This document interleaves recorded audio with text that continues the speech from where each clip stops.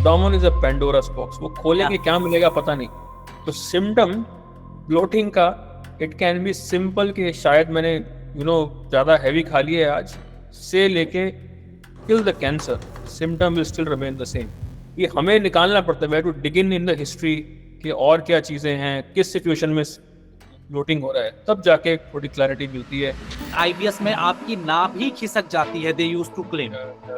जहाँ पे वो कहते हैं कि अपने हाथ को अपने नाभि पे रखो और देखो पल्सेशन हो रही है. सर स्किनी पीपल में आयोटा का पल्सेशन तो होता है. डेफिनेटली आएगा. सर ये स्कैम है बिल्कुल, मुझे तो ऐसा लगता है. This is a scam, full body checkup. Totally scam. One of my patients last week, she had the rarest of rare, probably the first case reported from India. एक SCN5 ये म्यूटेशन होता है आपकी जीन्स में. So she used to pass motion once in 30 days. ये US, Australia, Canada पे नहीं है, इंडिया में है, जहाँ पे ओवर द काउंटर एंटीबायोटिक्स लेके खुद से लेते रहते हैं. So, इंडिया में एंटीबायोटिक इतनी फ्रीक्वेंटली अवेलेबल है और इजीली अवेलेबल है कि पेशेंट जब तक हमारे पास पहुंचता है वो 3 या 4 कोर्स कर चुका होता है. या उसमें सीबो होगा, डेफिनेटली होगा. वही बोल रहा हूँ कि ये पेशेंट शायद वो हैं जो रिस्पॉन्ड कर जाएंगे. People use words like allopathic medicine या Ayurvedic medicine. My word to everybody is कि द करंट टुडे होना चाहिए. When you say कि microbiome changes when geography changes, so is it dependent on food कि what kind of food are we feeding to the microbiome? IBS sir reversible है या lifelong है?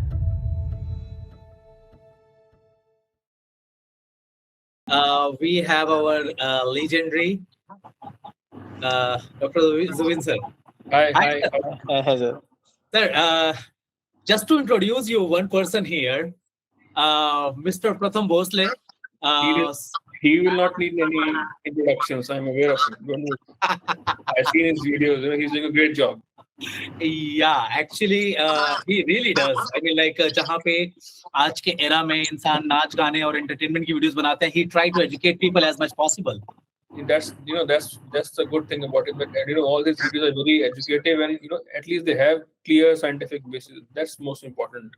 Thank you so much, sir. I thought कि मुझे बताना पड़ेगा, but Pratham, you are so famous already, यार, कि people know you.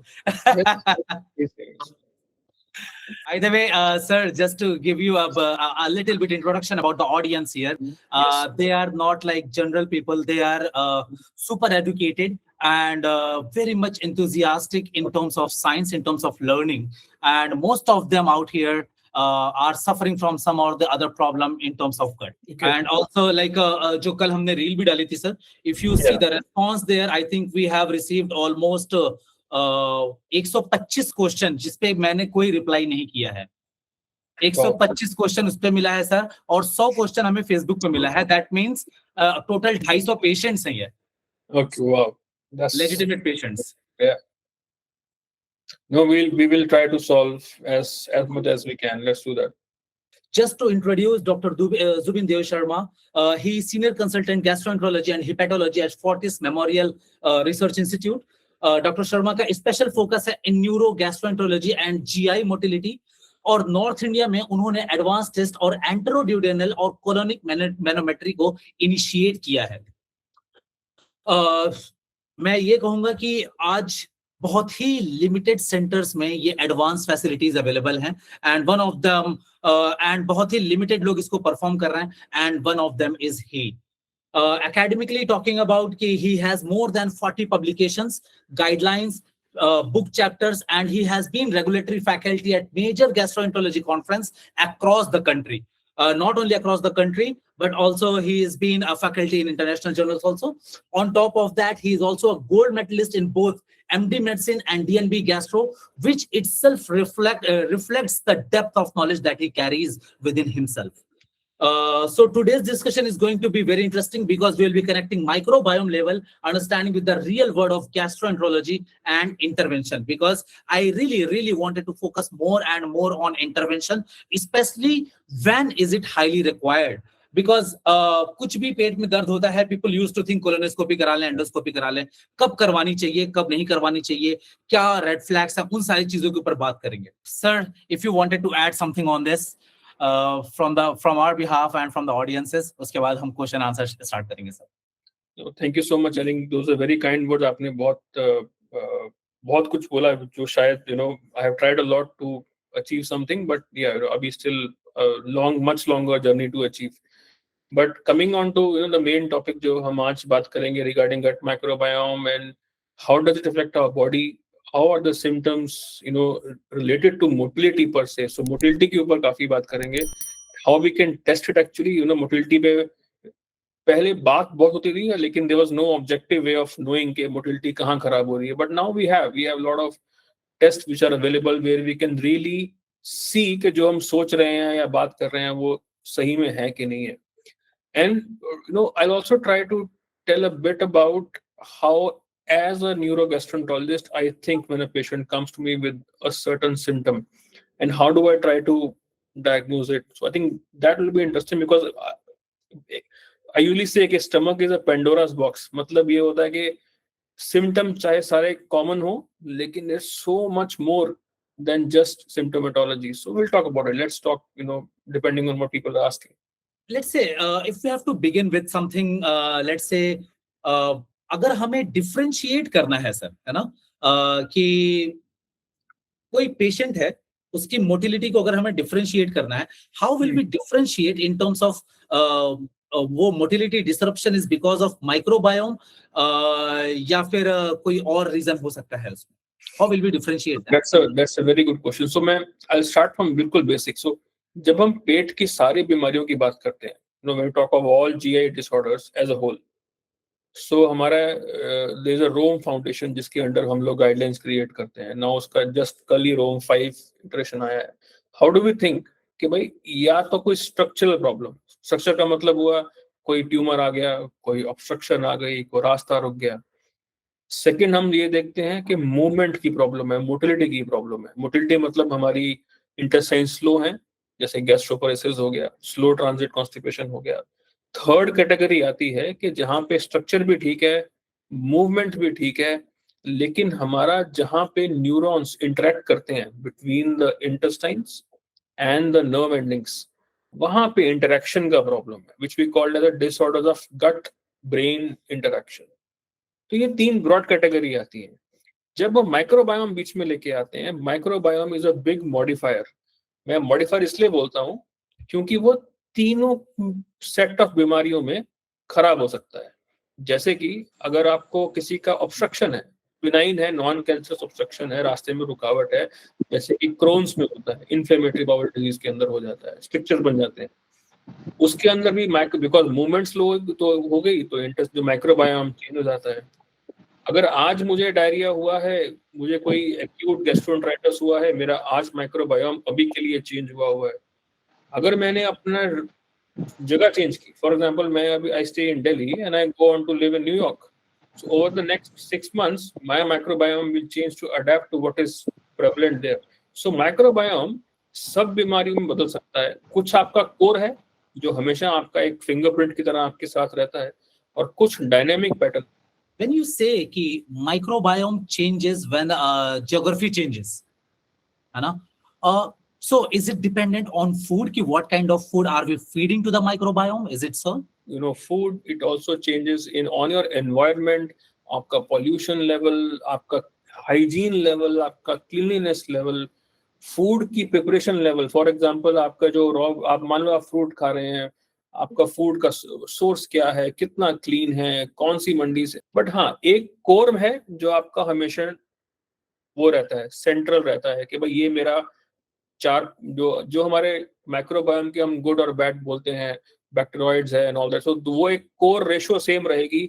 जैसे ही वो कोर रेशियो कुछ खराब होएगी, we will probably end up with some disease.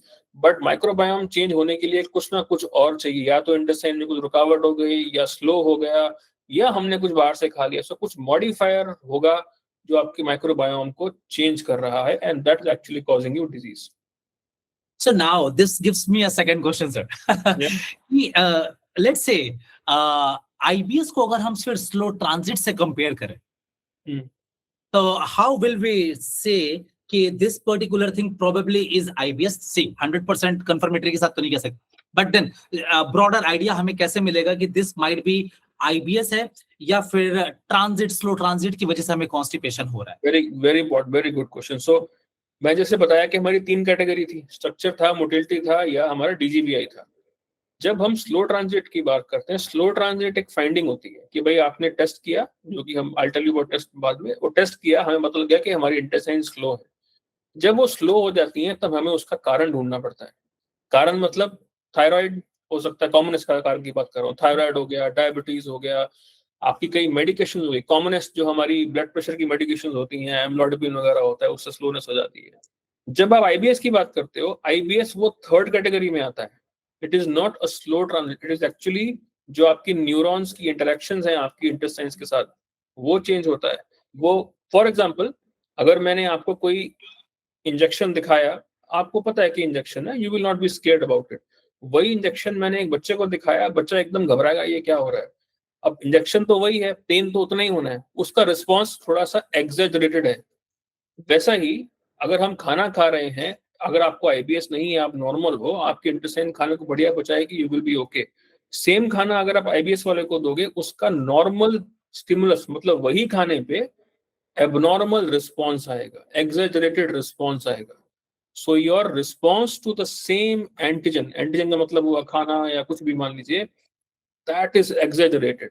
अब वो न्यूरॉन्स से कारण होगा, एंड में उसमें इन्फ्लेमेशन आएगी, पेशेंट को पेन होगा, ब्लोटिंग होगा, कॉन्स्टिपेशन भी हो सकता है और डायरिया भी हो सकता है। So IBS patient can have both constipation as well as diarrhoea.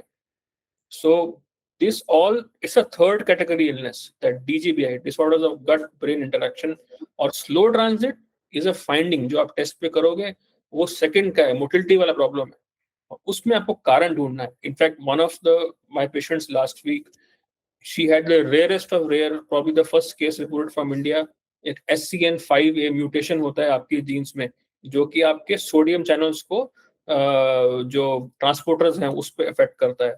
सो आपको इंटेस्टाइन स्लो हो जाती है, आपकी सीवियर कॉन्स्टिपेशन होता है, और आपको एरिथमियाज होते हैं, हार्ट में एट्रियल फिब्रिलेशन वगैरह होना शुरू हो जाता है। So she used to pass motion once in 30 days, once in 30 days. So it was SCN5A mutation, and that's where you can choose कि मुझे इस पर्टिकुलर पेशेंट को ये ड्रग देना है, या मुझे इसका एक्चुअली में सर्जिकली करेक्ट करना है, to some part of intestine निकालना ही पड़ेगा, otherwise I will not be able to give him adequate relief. So ये जो बात कर रहा हूँ, ये रेयर है, this is the extreme end of one area. Common से बताया thyroid, I had a patient, जिसका TSH was 45-50, and then the only complaint she had was constipation, and that was slow transit. So slow transit को मुझे और ढूंढना पड़ता है।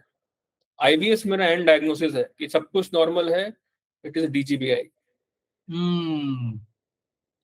तो अगर एक इंसान को, लेट्स से सर, कॉन्स्टिपेशन को हम थोड़ा सा बेस लेके चलते हैं, कॉन्स्टिपेशन हो रहा है, अब उसने फिर अपना ब्लड वर्क करवाया, तो now what will be your recommendation in terms of blood work? Let's say एक हम थायराइड प्रोफाइल करा लेते हैं, T3 T4 TSH आ गया उसमें। आईबीएस के लिए आई एम अज्यूमिंग कि अभी एज सच कोई टेस्ट नहीं है कि हमें उससे पता चल जाएगा कि आईबीएस है। आईबीएस तो बेसिकली हमें क्राइटेरिया के हिसाब से, और वो जब सारी चीजें रूल आउट हो जाती है, जी, तो now just for awareness kind of thing, और क्या क्या चीजें एक रूटीन प्रैक्टिस में हम करवा लेते हैं aside from thyroid profile, just to rule out other problems rather directly jumping to IBS? I think सबसे इम्पोर्टेंट चीज कॉन्स्टिपेशन की वैल्यूएशन के लिए जो कोई डॉक्टर आपके लिए कर सकता है, वो आपको टाइम दे सकता है। Your history is most important than any other test. सबसे इम्पोर्टेंट है कि वो आपको हिस्ट्री में आपसे क्या क्या चीजें पूछ रहे हैं। मेरे जब मैं फर्स्ट कंसल्ट करता हूँ कॉन्स्टिपेशन के लिए, मेरे कोऑर्डिनेटर्स जो थोड़े परेशान हो जाते हैं, because I take close to half an hour to understand कि उनकी एक्चुअली हो क्या है। क्यों कह रहा हूँ? क्योंकि कॉन्स्टिपेशन पर्टिकुलरली अपने इंडिया में बहुत एक बड़ा स्पेक्ट्रम है, everything under the umbrella is constipation. So it can be कि मेरा पेट फूलता है, उसे कॉन्स्टिपेशन कह रहे हैं, मुझे रोज मोशन नहीं होता, फीलिंग ऑफ इनकम्प्लीट इवैक्यूएशन है। दोनों चीज है कि मुझे हफ्ते में एक बार होता है वर्सेस होता रोज है, लेकिन मैं सेटिस्फाइड नहीं हो रहा हूँ। हाँ, ये दोनों ही कॉन्स्टिपेशन है। कोई कहता है मुझे बहुत हार्ड होता है, ये कॉन्स्टिपेशन है। कोई कहता है मेरे को पेट बिल्कुल फूला है, तना है, डकार आ रहे हैं, वो कॉन्स्टिपेशन है। तो पहला मेरा क्वेश्चन ये होता है कि आप जब कॉन्स्टिपेशन कह रहे हैं, आपका इससे एग्जैक्टली मतलब क्या है? Then they define. अब मैं अपनी लैंग्वेज में बताओ कि आपका क्या मतलब है, आप किस चीज को कॉन्स्टिपेशन कह रहे हो। फिर मुझे उसको करना होता है लोकलाइज। लोकलाइज का मतलब कोई ब्लोटिंग कह रहा है तो स्मॉल इंटेस्टाइन की तरफ ज्यादा जाऊंगा, या लार्ज प्रॉक्सिमल लार्ज बॉल की तरफ ज्यादा जाऊंगा, कोई ये कह रहा है कि मुझे अर्जेंसी है, कि जैसे ही आया एकदम से आता है, मैं रोक नहीं पाता, या नीचे आके फंस जाता है, आ गया लेकिन मैं बाहर नहीं निकाल पा रहा हूँ। So the last patient we talked of, she had that problem, she के भाई मोशन तो आ गया लेकिन नीचे फंसा हुआ लगता है, बाहर नहीं आ पा रहा। That is disenergetification. उसको आप दुनिया भर के लैक्सेटिव दो, वो पेशेंट कभी ठीक नहीं होगा। It's true. Right, so timing is most important. Next आपने पूछा ब्लड टेस्ट के बारे में। Blood test basically metabolic reasons को रूल आउट करने के लिए होते हैं। थायराइड हो गया, डायबिटीज हो गया, कॉर्टिसोल लेवल्स हो गया, मतलब जो आपके एडिसन डिजीज वगैरह होगी, हाइपरकॉर्टिसोलिज्म वगैरह होगी, उसमें देखना पड़ता है। Anything that is affecting the movement of your intestines in from metabolic point of view. I had patient जिसका एडिसन, मतलब द एड्रेनल्स वर वीक, के स्टेरॉइड प्रोड्यूस नहीं कर रहे हैं, only presenting as constipation. Third, आप दूसरा आपको चेक करना होता है कि कोई माल न्यूट्रिशन तो नहीं है। फॉर एग्जांपल आयरन तो कम नहीं है, हीमोग्लोबिन तो कम नहीं है, B12 तो कम नहीं है। क्योंकि लॉट ऑफ पेशेंट जिसको क्रोन्स वगैरह IBD होता है, उनमें आमतौर पे there is some malabsorption happening somewhere. So वो रेड फ्लैग साइन जो बोलते हैं। सो ये मैं नॉर्मली एक रूटीन टेस्ट, मतलब जो मैं कहूंगा कि आज की लैब्स में जो रूटीनली अवेलेबल आप हेल्थ पैकेज वगैरह कहीं होते हैं, ऑल्दो मुझे ये वर्ड पसंद नहीं है, फुल हाँ बॉडी चेकअप। सर, ये स्कैम है, बिल्कुल मुझे तो ऐसा लगता है, this is a scam, full body checkup. Totally scam, because normal आदमी को इसकी कतई जरूरत नहीं है। और then उससे होता क्या है ना, आपको एक फॉल्स सेंस ऑफ रिलीफ आता है कि मेरी फुल बॉडी चेक हुई है, मुझे आज तक कोई प्रॉब्लम नहीं है। बिल्कुल लेकिन बिल्कुल। उसका यूज इतना ही है कि हाँ, आपकी रूटीन कोई माल एब्जॉर्प्शन नहीं हो रहा, हीमोग्लोबिन ठीक है, आयरन ठीक है, थायराइड ठीक है, इतना उसका काम है। तो उतना मैं चेक जरूर करता हूँ। एंड देन डिपेंडिंग ऑन कि कितने रेड फ्लैग साइंस मेरी हिस्ट्री से निकले, वेट लॉस हो रहा है, सूर में ब्लड आया है, कभी भी आया हो, भूख बिल्कुल खत्म हो चुकी है, कॉन्स्टिपेशन 50 साल के बाद पहली बार हुई है लाइफ में, रिसेंट ऑनसेट है, या मेरी फैमिली में कोई कोलन कैंसर की हिस्ट्री रही है पहले, उस पेशेंट्स को मैं डेफिनेटली इन्वेस्टिगेट करूंगा। To emphasize it more sir, मैंने इनफैक्ट कुछ डॉक्यूमेंट्रीज भी ऐसी देखी हैं, कुछ आर्टिकल्स भी ऐसे पढ़े हैं जहां पे पीपल आर क्लियरली सेइंग कि जितने लोग ये फुल बॉडी चेकअप कराते हैं, दे आर अज्यूम कि ऑलरेडी हेल्दी लोग हैं। यस, हेल्दी लोग करवाते हैं। जो लैब होती है ना, वो भी फिर वैसे ही मार्कर्स भी देती हैं। अब होता है। सो मैं बोल रहा हूँ कि इसमें प्रॉब्लम क्या है, ये जब शुरू हुए it was a good thing कि चलो you are doing a preventive health checkup, COVID के टाइम पे शुरू हुआ था basically, but then it has now exploded to a level के जहां ना तो उनकी रिलायबिलिटी रही है, और जेन्युइनली जो टेस्ट मैं आपको बताता हूँ, हम कोई भी जब हम थर्ड MBBS में होते हैं या सेकंड में होते हैं, जब ये पढ़ते हैं, फ्रॉम PSM पढ़ते हैं, प्रिवेंटिव हेल्थ मेडिसिन पढ़ते हैं, उसमें हम ये देखते हैं कि भाई प्रिवेंटेबल डिजीजेस या प्रिवेंटेबल कैंसर्स कौन से हैं, उसकी स्क्रीनिंग हमने क्या करनी है। सिर्फ वो 2-4 बीमारियां जिसकी जेन्युइन स्क्रीनिंग से प्रिवेंशन होती है, वो है कोलन कैंसर, ब्रेस्ट कैंसर, या cervical cancer in a female, है ना। इसी से आप जेन्युइनली प्रिवेंट कर सकते हो। अगर आज मैं अपना रूटीन हेल्थ पैकेज करा रहा हूँ, तो मैं मेटाबॉलिक पैरामीटर्स तो चेक कर सकता हूँ कि मेरा थायराइड तो नहीं हो गया, या मुझे डायबिटीज तो नहीं है, मेरा कोलेस्ट्रॉल तो ठीक है। इससे ज्यादा वो आपको कोई इंफॉर्मेशन नहीं दे रहा। इसी से एक और क्वेश्चन नाउ मेरे जहन में आया है sir.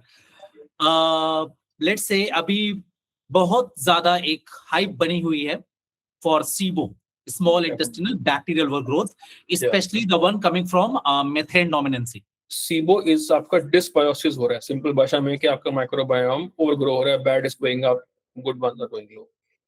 SIBO is again a finding. There has to be a reason, और कुछ ना कुछ प्रीडिस्पोजिशन होना चाहिए पेशेंट में SIBO होने के लिए। अगेन कॉमनेस्ट रीजन इंडिया में अगर बात करें तो वो थायराइड है, हाइपोथायराइडिज्म है, डायबिटीज है, स्ट्रिक्चर्स है, या इंटेस्टिनल स्लो ट्रांजिट है। तो यूजुअली जब भी पेशेंट ब्लोटिंग के साथ आएगा, आप उसको SIBO आप सस्पेक्ट करोगे, आप उसको ट्रीट कर लोगे, चाहे मेडिसिन के साथ ट्रीट कर लो, या उसको आप प्रूव भी कर सकते हो। आजकल वो ब्लड टेस्ट अवेलेबल हैं, which actually hydrogen blood tests are available, easily available, not very expensive, I think लेकर 3 या 4 हजार के आसपास हो जाना चाहिए ऑलमोस्ट हर जगह। So these test are available. लेकिन 90% आपने SIBO आज ट्रीट किया, 4 से 6 हफ्ते के बीच में वो सिम्टम्स वापस आएंगे। क्यों वापस आएंगे? क्योंकि आपने वो जो बैक्टीरिया का तो ट्रीट कर दिया, जिसके कारण वो SIBO हुआ है उसको अभी एड्रेस नहीं हुआ है। अब वो थायराइड है, डायबिटीज है, IBD है, IBS है, क्रोन्स है, कुछ भी है, जब तक आप उसको उस लेवल तक लेके नहीं जाएंगे, you will not come to know. जो 10% ठीक हो गए, that is good, you don't need to do anything in them, red flag नहीं है, no problem. But most of the time at least, maybe शायद थोड़ा बायस से बोल रहा हूँ, मेरी प्रैक्टिस थोड़ी सी रेफरल होगी, तो शायद the patients I am getting are more worse. In general public ये रेशियो जो मैं 90-10 कह रहा हूँ, वो शायद 60-40 होगी may be, but still you need to be a bit more in detail when talking of SIBO. SIBO will usually have a risk factor. Spontaneous SIBO के यार मैं आज बढ़िया यंग आदमी है, रोज भाग रहा है, दौड़ रहा है, खेल रहा है, इसको खड़े खड़े SIBO नहीं हो जाएगा, कुछ ना कुछ something will happen to him before SIBO develops. Probably sir, you are seeing such extensive patients जो बिल्कुल इस तरीके से structural abnormality के साथ आते होंगे. Yes. But then now in my day-to-day interaction with the people and in my consultation, I usually मतलब मैंने एक जो pattern notice किया है, ये US, ऑस्ट्रेलिया, कनाडा पे नहीं है, इंडिया में है, जहां पे ओवर द काउंटर एंटीबायोटिक्स लेके खुद से लेते रहते हैं. Absolutely, you're right. Absolutely, you're right. So India में एंटीबायोटिक इतनी फ्रीक्वेंटली अवेलेबल है और इजीली अवेलेबल है कि पेशेंट जब तक हमारे पास पहुंचता है, वो 3 या 4 कोर्स कर चुका होता है. Yeah. और उसमें SIBO होगा, डेफिनेटली होगा. वही बोल रहा हूँ कि ये पेशेंट शायद वो हैं जो रिस्पॉन्ड कर जाएंगे, लेकिन अगर at the same time I tell them कि एटलीस्ट अगर आप 4 हफ्ते बाद आपको दोबारा दिक्कत होती है, please come back, because something then I am missing, या कुछ ना कुछ हिस्ट्री में आई एम मिसिंग कि I need to evaluate you more. अगर आप ठीक रहे, no problem at all. But having said that, I also say कि some of the patients जिनको full, let's say full blown problem होगा, जैसे IBD होगा या Crohn's होगा भी, या IBS भी होगा, they will still respond to treatment for SIBO. So response to treatment, let's say we use rifaximin for to treat SIBO, उसका मतलब ही नहीं है कि आपको IBD या IBS नहीं. So keep a watch. नहीं हुआ अच्छी बात है, but keep a watch.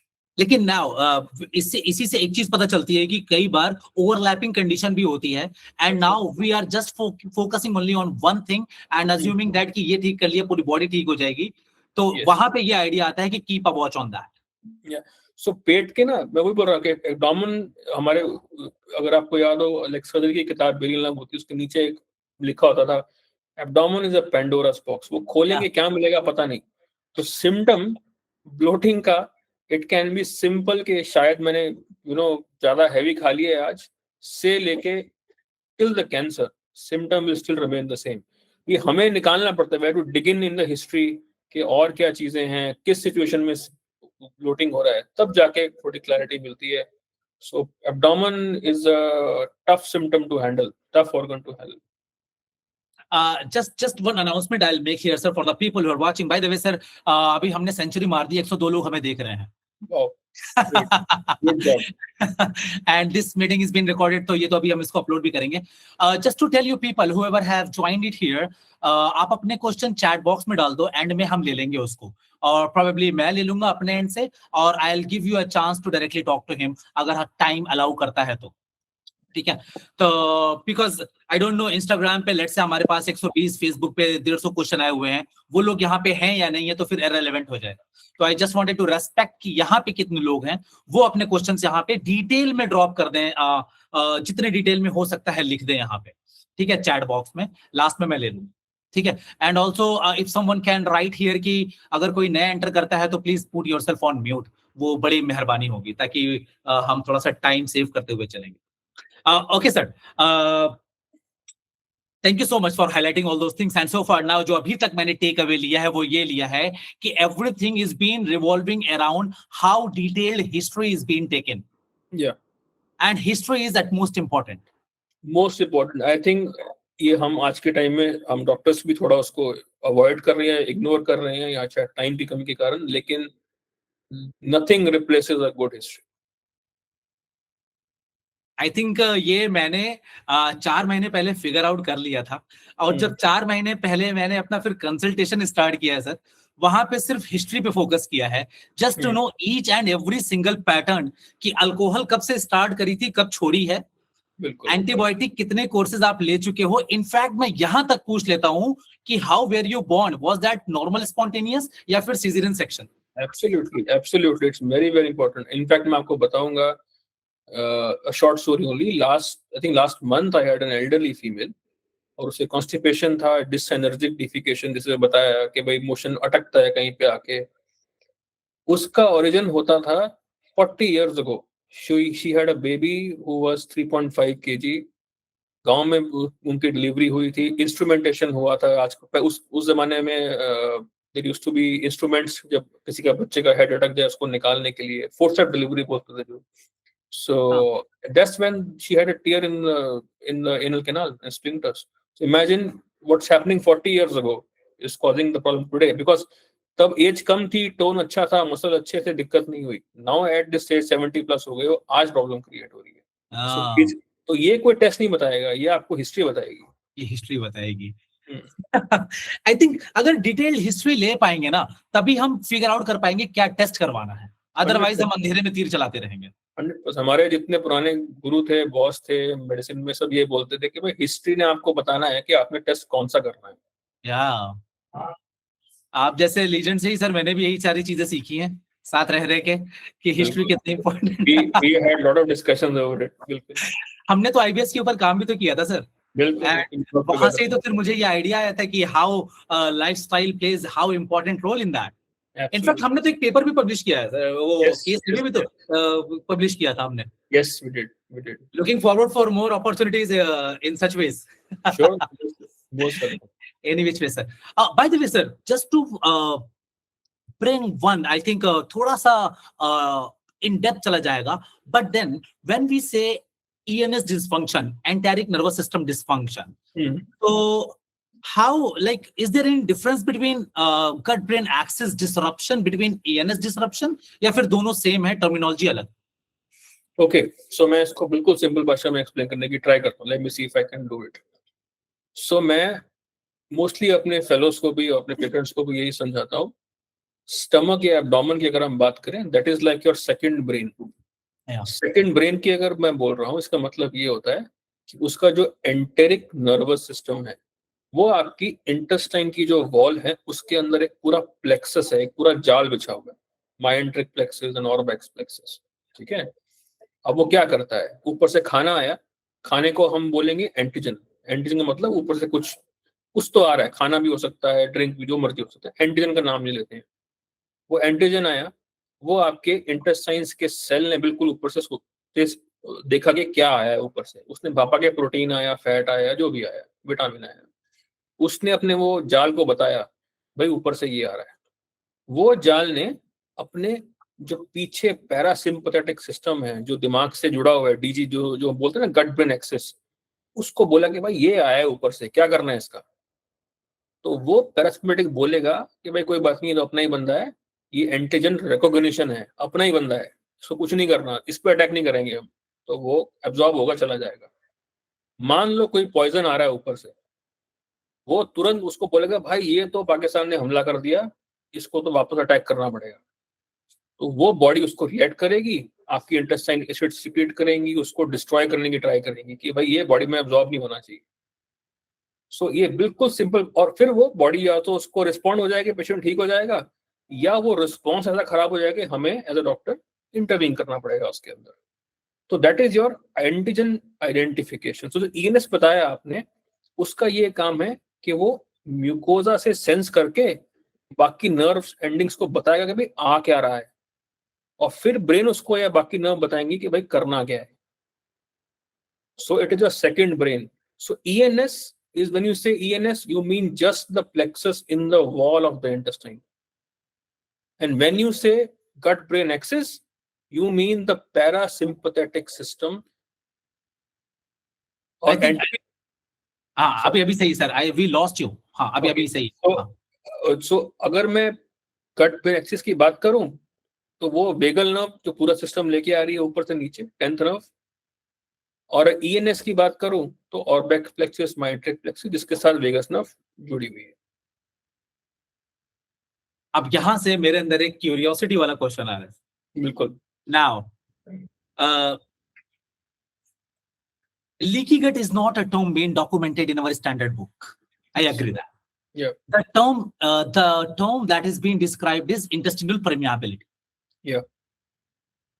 So now, if we have to talk about, let's say, इनके समझने के लिए अगर मैं leaky gut ही बुलाता हूँ, if you have to talk about leaky gut a bit, कि जैसे आपने इतना इजी करके मुझे ईएनएस और जीबीए के बारे में बता दिया है, लीकी गट के बारे में अगर ऐसे ही समझना हो तो कैसे समझेंगे? ठीक है, सो वेरी अगेन, सो लीकी गट का मतलब सिंपल जो वही है कि गट लीक कर रही। गट क्या लीक करेगी? गट अपने एंटीजेंस को लीक करेगी। क्या मतलब हुआ कि ऊपर से जो हमारे, मैंने बताया कि एंटीजेंस आ रहे थे, food, water, whatever it is, जब वो, उसकी एक लिमिट है कि वो कितना म्यूकोजा से बाहर निकल के आपके ईएनएस के अंदर टच होते हैं सेंसिंग के लिए, है ना। सेंसर की भी एक लिमिट है कि एक वक्त पे वो 10 एंटीजन को हैंडल कर सकता है। वो 10 के बारे में उसको एडिक्वेटली हैंडल करेगा, एडिक्वेट रिस्पॉन्स देगा। मान लो कि आपके सेंसर तो हैं 10, ऊपर से एंटीजन आ गए 100, तो क्या होगा? तो वो जो 10 तो हैंडल हो जाएंगे, बाकी के 90 वहां से निकल के आपकी न्यूरॉन्स के अंदर एबनॉर्मल रिस्पॉन्स देना शुरू करेंगे। सो इसको बोलते हैं सिंपल भाषा में लीकी गट, के एंटीजन ज्यादा लीक कर रही है गट, उतने कि आपकी इंटेस्टाइन्स की वॉल्स या इंटेस्टाइन्स की नर्व एंडिंग उसको हैंडल नहीं कर पा रही। अब ये किस कंडीशन में होगा, किन कंडीशंस में ऐसा होता है कि भाई ये बीमारी होगी कि गट लीक हो गई? सबसे कॉमनेस्ट और जो हम क्लिनिकली देखते हैं, that is not normal bloating, that is liver cirrhosis के पेशेंट्स को, जिनको पेट के अंदर पानी होता है, असाइटिस होता है, उन पेशेंट्स में एक बीमारी होती है, कॉम्प्लिकेशन होती है, जिसको बोलते हैं हम स्पॉन्टेनियस बैक्टीरियल पेरिटोनाइटिस, एसबीपी। नाम में लिखा है स्पॉन्टेनियस है। और स्पॉन्टेनियस का जो बैक्टीरिया आता है वो इंटेस्टाइन की वॉल से आता है, वो लीकी गट से आता है। नॉर्मल आदमी में हमारे इम्यून सिस्टम ऐसे होते हैं कि हम उसको हैंडल कर सकते हैं, अनटिल एंड अनलेस कि अगर कोई इंटेस्टाइन की एडिमा हो रखी है या इंटेस्टाइन की वॉल ही खराब है। जैसे मान लीजिए क्रोन्स के पेशेंट हुए या अल्सरेटिव कोलाइटिस के पेशेंट हुए, पूरे अल्सर ही अल्सर पड़े हैं, इंटेस्टाइन में जख्म पड़े हैं। अब वो जख्म ही पड़े हैं तो दुनिया भर के एंटीजन आएंगे, वो हैंडल नहीं होगा, है ना, इन्फ्लेमेशन रहेगी बॉडी के अंदर। So leaky gut is again one of the things that can happen in many disorders. It simply means that the amount of antigens that are coming into the system are much higher than what your body can handle it. Amazing, sir. Amazing. Thank you so much for simplifying it in such a way कि I think everyone can make sense now. Yeah. बहुत frequently ये मेरे पास सवाल आता रहता है about IBD, especially ulcerative colitis and Crohn's disease. Are they curable? Single word answer, no, they are not curable, but they are manageable. Manageable like diabetes, hypertension. आज की date में आप ये नहीं पूछते हो कि यार डायबिटीज क्यूरेबल है कि नहीं, आप ये पूछते हो कि डायबिटीज मैनेज वेल हो रहा है कि नहीं हो रहा। क्यों कह रहा हूं ऐसा? There is a 5% of patient जो डेफिनेटली, जिसको आप फंक्शनल क्योर कह सकते हो। इसका मतलब ये है कि भाई पेशेंट बिल्कुल फिट है, फाइन है, सिम्टम कुछ नहीं है, ही इज डूइंग ओके, थोड़ा बहुत इन्फ्लेमेशन चल रहा है बॉडी में, दैट्स ओके। उसमें उससे कोई ना तो लाइफ कम होगी ना क्वालिटी ऑफ लाइफ खराब होगी। मेजॉरिटी ऑफ पेशेंट्स में क्या रहता है कि ये बीमारी कैसी है, इसकी तो हर बीमारी का ना एक नेचुरल हिस्ट्री होता है। मतलब क्या हुआ कि अगर इस बीमारी को ना छेड़ें तो बीमारी कैसा बिहेव करेगी। अल्सरेटिव कोलाइटिस बड़ा अजीबोगरीब बीमारी है। उसने आज अगर बिल्कुल बेकार वाला फ्लेयर दिया कि ब्लीडिंग हो रही है, दर्द हो रहा है, बुखार आ रहा है, सडनली बंद हो जाएगी और सालों साल तक बंद रहेगी बिना कोई दवाई के, और एक दिन फिर कहीं दोबारा खड़ी हो जाएगी। सो वो जो इंटरमिटेंट ऐसे एपिसोड्स आते हैं, ये इसको कई बार लोग क्योर बोलते हैं कि भाई ये देखो मैंने ये दवाई खाई, इससे मैं ठीक हो गया था, लेकिन वो बीमारी अपने आप शांत हो गई। वो कभी भी उठ सकती है दोबारा। वो कब उठेगी? जब यूजुअली कोई ना कोई इम्यूनिटी खराब होगी, बहुत एज हो गई ज्यादा, आपने कुछ कीमोथेरेपी ली, किसी का और दवाई के कारण हुआ। बट कंप्लीटली क्योर का मतलब कि यार ये बीमारी खत्म हो गई है, आज के बाद मुझे ना तो फॉलो अप की जरूरत है, ना कोई टेस्ट की जरूरत है, ना कोई दवाई की जरूरत है, इस डेफिनेशन स्ट्रिक्टली मैच नहीं होगा। हाँ, ये हो सकता है कि हाँ आपको दवाई की जरूरत ना पड़े, आप ठीक रहो, आप कई साल तक ठीक रहो, कभी फ्लेयर हो तब थोड़ी दवाई ले ली, उतना हमें फॉलो अप रखना पड़ेगा। सेकेंड इंपॉर्टेंट पॉइंट वो बताता हूँ, आईबीडी के पेशेंट्स को सिर्फ इंटेस्टाइन की प्रॉब्लम नहीं होती है, it is a systemic problem. इसका मतलब ये है कि आपको जॉइंट्स का, आईज का, नर्व्स का, सबका प्रॉब्लम हो सकता है। सो आज अगर मुझे आईबीडी है तो मुझे उन ऑर्गन्स को भी देखना है, फॉलो अप में लॉन्ग टर्म में 10 साल में, 5 साल में, उसका भी ध्यान देना है। Third important thing, ulcerative colitis patients are at higher risk for colon cancer. अगर आपको 10 साल से ज्यादा अल्सरेटिव कोलाइटिस हो चुका है, then you need to be on a screening for colon cancer. फिर हम, चाहे आपकी बीमारी कंट्रोल में भी हो, तब भी you need to be screen for it. Screening. Then when you say screen for it, how do we do that? तो अगर आप बीमारी बिल्कुल शांत है, बीमारी कुछ नहीं तंग कर रही है आपको, 8 साल के बाद आपने एक बार कोलोनोस्कोपी करनी है, अगर उसमें कोई पॉलिप्स नहीं है, कुछ नहीं है, तो next 5 years you are done.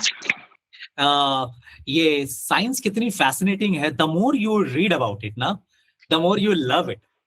The more you read about it, आपको ये होता है एहसास कि मुझे इसके बारे में कितना कम पता है, कितना, I think yes, that's true, that's very true. और हमें कितना और जानना है इसमें। और we are still working towards the cure for IBD. आजकल अगर मैं आपको बिल्कुल ही एक्सट्रीम एंड ऑफ साइंस बताऊं, so again this is not a medical advice, it's still experimental. So आपने सुना होगा कार टी सेल थेरेपी के नाम की, सुना हो, कई तरह के कैंसर आजकल यूज हो रही है। सो in very few patients in experimental therapies that has been used for IBD also and even SLE, जो benign बीमारियां हैं, जिनको हम chronic बीमारियां बोलते हैं, and we are trying to find out कि कई लोग उससे क्योर हुए हैं, but अभी it's too early to say कि this will materialize as a common, अभी तो बहुत expensive therapies हैं ये सारी। maybe like जैसे आपने कहा सर कि एक बार जो है अगर उसके सिम्टम चले जाते हैं तो सालों सालों तक नहीं आते हैं। तो so CAR T cell is different. CAR T cell का पूरा फिनोमेना ही अलग है, वो आपकी खुद के सेल्स को एक्टिवेट करके वो बीमारी पे अटैक कर रहे हैं। You are activating your own T cells. या वो काइमेरिक एंटीजन करके ना sir. Yeah. So it's a altogether different ball game. So अगर वो क्योर कर रहा है तो that is probably a definitive cure. But अब वो और क्या क्या चीजें उसमें छेड़ देगा, उसके बारे में अभी नहीं पता। That's true. I think that is one of the reasons that long-term observation is very highly required in such studies and such new experiments. So मैं सिर्फ ये कहना चाहूँगा, देखो, people use words like allopathic medicine या Ayurvedic medicine. My word to everybody is कि the current today होना चाहिए evidence-based medicine. चाहे वो एलोपैथी हो, आयुर्वेदी हो, कुछ भी हो, आप एविडेंस क्रिएट करो, that medication will be followed, चाहे वो किसने भी बनाई हो। और अगर मैं जो बातें बता रहा हूँ, जो मैं टेस्ट बता रहा हूँ, ये मैं बोल रहा हूँ कि ये भी एक्सपेरिमेंटल है, it's not yet proven, so definitely मैं उसे कमर्शियल यूज नहीं करूंगा। Only when they are there I will use them, but at least science is trying to reach that level जहां हम वो क्योर को ऑफर हो पाए। This market is being very much dominated by this quack at this point. नहीं कहना चाहिए sir, लेकिन कहना पड़ता है अब। I am seeing people जो they don't know about Rome 4 criteria, they don't know about Rome 5 तो सुना ही नहीं होगा, Rome 4 भी नहीं सुना होगा, but now they are just generalizing everyone in such a way कि इसको IBS है और IBS में आपकी नाभि खिसक जाती है, they used to claim. नाले फिक्स कर दें, and that is just an scar tissue man. आप उसको कैसे फिक्स कर दोगे बताओ? And I don't know, they are making the amount, sir. They are charging 800 to 1000 per day. They keep the people at their center, जहाँ पे लोग 2 महीने 3 महीने रहते हैं. They pay like 60-80,000 and then again वही पैरासिम्पैथेटिक को एक्टिवेट करते हैं, वो massaging and all those low FODMAP diet दे के बेवकूफ बनाते हैं, फिर पेशेंट आता है एक महीने बाद फिर फ्लेयर अप हो जाता है उसको। So all this is being used, जो मैंने आपको बताया ना वो नेचुरल हिस्ट्री के बारे में, अब वो इस कॉन्सेप्ट को यूज करके सब चीजें हो रही है कि मैंने शायद, देखो मैंने ये उंगली यहाँ टच कर दी, अब वो कुछ टाइम, अब आप 3 हफ्ते वेट करो, आप ठीक हो जाओगे। 3 हफ्ते में कुछ ना कुछ तो बीमारी है तो खराब ही हो जाएगी बिल्कुल, यार वो ठीक हो जाएगी। That's the use of the natural history of the disease either ways, तो उससे यूज करके people are doing that. And not only that, sir, just to add here, in fact, वो आपको एक real practical चीज भी करके दिखाएंगे, which you yourself will feel, especially in the skinny people, जहाँ पे वो कहते हैं कि अपने हाथ को अपने नाभि पे रखो और देखो पल्सेशन हो रही है। सर, skinny people में आयोटा का पल्सेशन तो होता है ना? डेफिनेटली आएगा, आयोटा का पल्सेशन तो होता है ना? And now they will also claim जहाँ पे वो let's say बाइफर्केशन होता है एओर्टा का, वहां पे दे विल से कि अब यहाँ पे रखो, यहाँ पे हो रहा है तो तुमको जो है कॉन्स्टिपेशन है, यहाँ पे हो रहा है तो तुमको डायरिया। आई एम लाइक कि what the hell man, and then people are believing and doing namaskar and they are just touching the feet of that person. See मैं इस पे लोगों को नहीं कहता, मुझे लगता है कि लोग परेशान हैं इसलिए वो शायद trying to find answers for it, but definitely I think ये कुछ चीजें it needs regulation, it's too much now, बहुत ज्यादा हो गया, बहुत ज्यादा हो रहा है आज की डेट में, बहुत ज्यादा हो रहा है। बिल्कुल। Just one thing, sir. Let's say, me personally, I talk about lifestyle modification on my channel. Now today I really want everyone to know कि lifestyle fail कब हो जाती है, when we say कि यहाँ पे lifestyle modification से काम नहीं चलेगा. So see, there are 2-3 scene इसमें ये हैं कि लाइफस्टाइल मॉडिफिकेशन ना यूजुअली हमारे प्रिवेंशन में काम करते हैं. प्रिवेंशन का मतलब क्या हुआ कि we don't want a disease to develop to a stage जहां पे हमें कुछ करना पड़े. पॉइंट आते हैं जहां पे या तो आपको कुछ देर के लिए मेडिकेशन लेनी है जब तक कि लाइफस्टाइल मॉडिफिकेशन उस स्टेज तक ना पहुंचे कि आपकी बीमारी को ऑटोमेटिकली करते हैं. फॉर एग्जांपल, डायबिटीज हुआ है मुझे, आज मेरा वेट ज्यादा है, मुझे एक्सरसाइज प्रोग्राम स्टार्ट करना है, लेकिन आज स्टार्ट करूंगा तो 6 महीने लगेंगे मेरे को वेट लॉस करने में. वो 6 महीने के लिए अगर मेरा बीपी 130 है, मेरा diabetes let's say HbA1c 9-10 touch हो रहा है, तो मुझे कुछ तो दवाई लेनी पड़ेगी, otherwise I will and up with complications. हाँ, मैंने 20 किलो कम कर लिए, ऑटोमेटिकली पैरामीटर्स आर लेस, मेरी दवाई शायद कम हो जाएगी या बंद हो जाएगी. वर्सेस प्लेसेस जहां पे organic diseases are full blown, जैसे कि आपका सिरोसिस हो चुका है, उस पॉइंट ऑफ टाइम पे आपको फैटी लिवर के लिए वेट लॉस का कोई मतलब नहीं बनता. अगर आपको कोई कैंसर हो ही चुका है, लाइफस्टाइल मॉडिफिकेशन, एक्सरसाइज करो, डेफिनेटली आप एक्टिव रहो, but of course you will need some treatment for your cancers. Just मैं लाइफस्टाइल से वो कैंसर को ठीक नहीं कर सकता. मुझे हार्ट की मेरी आर्टरीज ब्लॉक हो चुकी है, मुझे स्टेंटिंग की जरूरत है, तो मेरे को स्टेंटिंग की जरूरत है उस पॉइंट ऑफ टाइम पे, बल्कि वो इतनी है कि अगर मैं स्टेंट नहीं करूंगा तो शायद मैं एक्सरसाइज भी कर नहीं पाऊंगा. So a point comes where your body will clearly, your test will clearly tell you कि यार अब मुझे मेडिकेशंस करनी है, बट उसका मतलब ये नहीं है कि लाइफस्टाइल मॉडिफिकेशन बंद कर देना है, वो रहेगा, लेकिन कुछ ना कुछ और साथ में करना पड़ेगा. सही बात है सर. ये तो वही वाली बात हो गई ना सर कि अब आप अपने अंदर इतना आपने कोलेस्ट्रॉल डिपॉजिट करा लिया है कि लेकिन एक पॉइंट तो ऐसा भी आता है सर जहां पे फिर हम कहते हैं कि अब थोड़ा संभल के ज्यादा वॉक मत करना, ज्यादा ट्रेडमिल मत करना, स्पेशली इन हार्ट पेशेंट्स. कुछ ऐसे सर्टेन पेशेंट आ जाते हैं बिकॉज हमें फिर खतरा बढ़ जाता है कि कहीं ये थ्रोम्बस डिसलॉज होके कहीं और जाके ऑक्लूड ना हो जाए. एब्सोल्युटली. सो वही कह रहा हूं कि आप लाइफस्टाइल मॉडिफिकेशन ना आज की डेट में सही बताऊं तो it should be a part of your school curriculum. That's true. That's वहां पे. So I will go back to that PSM वाला एग्जांपल कि भाई स्क्रीनिंग कब होनी चाहिए या इंटरवेंशन कब होना चाहिए. उस टाइम कहते थे कि बीमारी को तब इंटरवेंशन करो जब उसको बचा पाओ. अब लाइफस्टाइल मॉडिफिकेशन अगर मैं अब 50 साल की उम्र में अब शुरू करूंगा, अच्छी बात है, लेकिन अब करने में दिक्कत होगी. मैं यही स्कूल में मेरे होता ना कि डंडा है स्कूल में, आपने करना ही करना है लाइफस्टाइल मॉडिफिकेशन, तब शायद हमारा पूरा इंडिया हेल्दी होता. And like China is an example. China school, if you see the China's school curriculum, some active sports is a mandatory thing there. Every kid is playing something, and they all are very physically fit. They probably have the lowest obesity rates across the world. I think sir lifestyle because I think someone took some initiative जहां पे अभी वो एक claim कर रहा है कि diet मतलब हमें बेसिक डाइटरी चीजें भी बच्चों को सिखानी चाहिए. व्हाट इज प्रोटीन एंड कितनी प्रोटीन होनी चाहिए डाइट में, what is balance diet is, all those things. I don't know, implementation में टाइम लगेगा, but then this is something which I feel like कि अगर हमें प्रिवेंटिव मेजर पे मास लेवल पे अगर काम करना है तो फिर ये तो अप्लाई करना चाहिए. Absolutely, totally agree. Having said that, sir, since let's say आपकी स्पेशलिटी है जहां पे you are I would say कि one of the डॉक्टर जो इंटरवेंशन में बहुत ज्यादा इन्वॉल्व रहते हैं इन टर्म्स ऑफ लेट्स से कोलोनोस्कोपी हो गया, एनमेनोमेट्री हो गया, डोडोनोस्कोपी, सिग्मोइडोस्कोपी. अब एक प्रैक्टिकल पॉइंट से अगर मैं समझना चाहूं तो पेशेंट कब समझे कि अब उन्हें एडवांस टेस्टिंग की जरूरत है, आई मीन लाइक कब उसको समझ में आएगा कि मुझे कोलोनोस्कोपी करा लेनी चाहिए यार, मुझे एंडोस्कोपी करा लेनी चाहिए, या कोई भी इस तरह का इंटरवेंशन हमें करवा लेना चाहिए. नहीं, आई थिंक सबसे इंपॉर्टेंट चीज है, अगर आपकी again going back to your history, अगर आपके रेड फ्लैग साइंस कहीं पर भी आ रहे हैं, रेड फ्लैग का मतलब सीवियर पेन, अनीमिया मतलब HB कम हो रहा है, वेट लॉस हो रहा है, अनइंटेंशनल वेट लॉस है, एपेटाइट गई हुई है, in these conditions definitely you need early intervention, at least testing part. Versus अगर आपके कोई अलार्म साइंस नहीं है, you are relatively young, recent onset problems हैं, you can wait, you can let's see, you can give some medications and see how things are going on. and then you can diagnose, see अगर response नहीं आ रहा, you're not getting better, then you test it.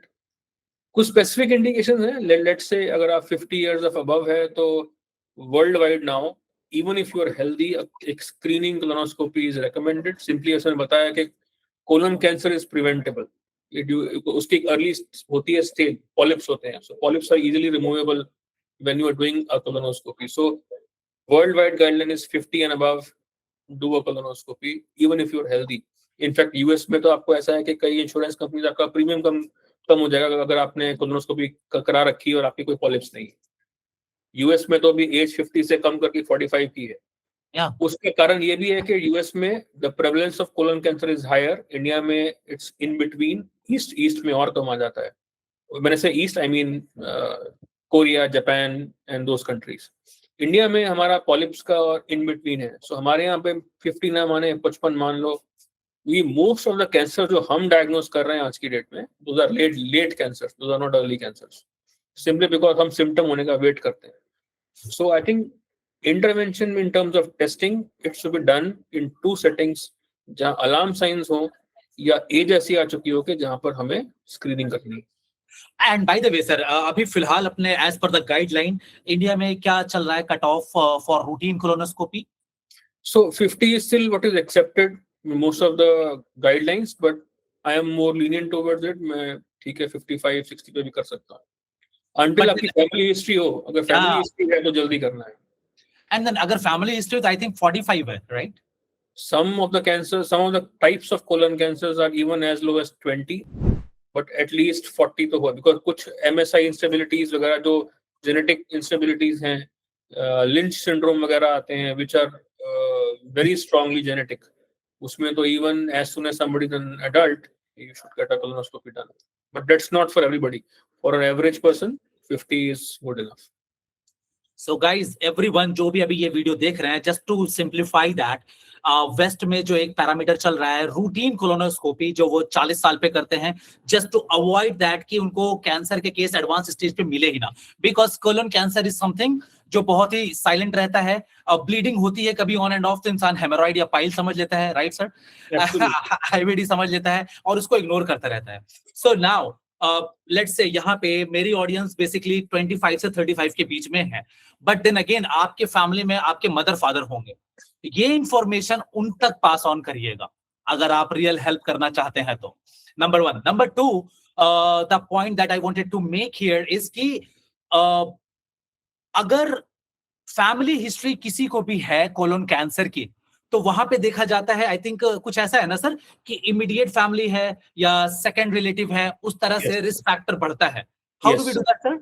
थोड़ा सा अगर blood relative आपके immediate family members हैं और अगर उनका उसमें कभी कोलन कैंसर पाया गया था, then yes, it has to be as early as 20 और 25।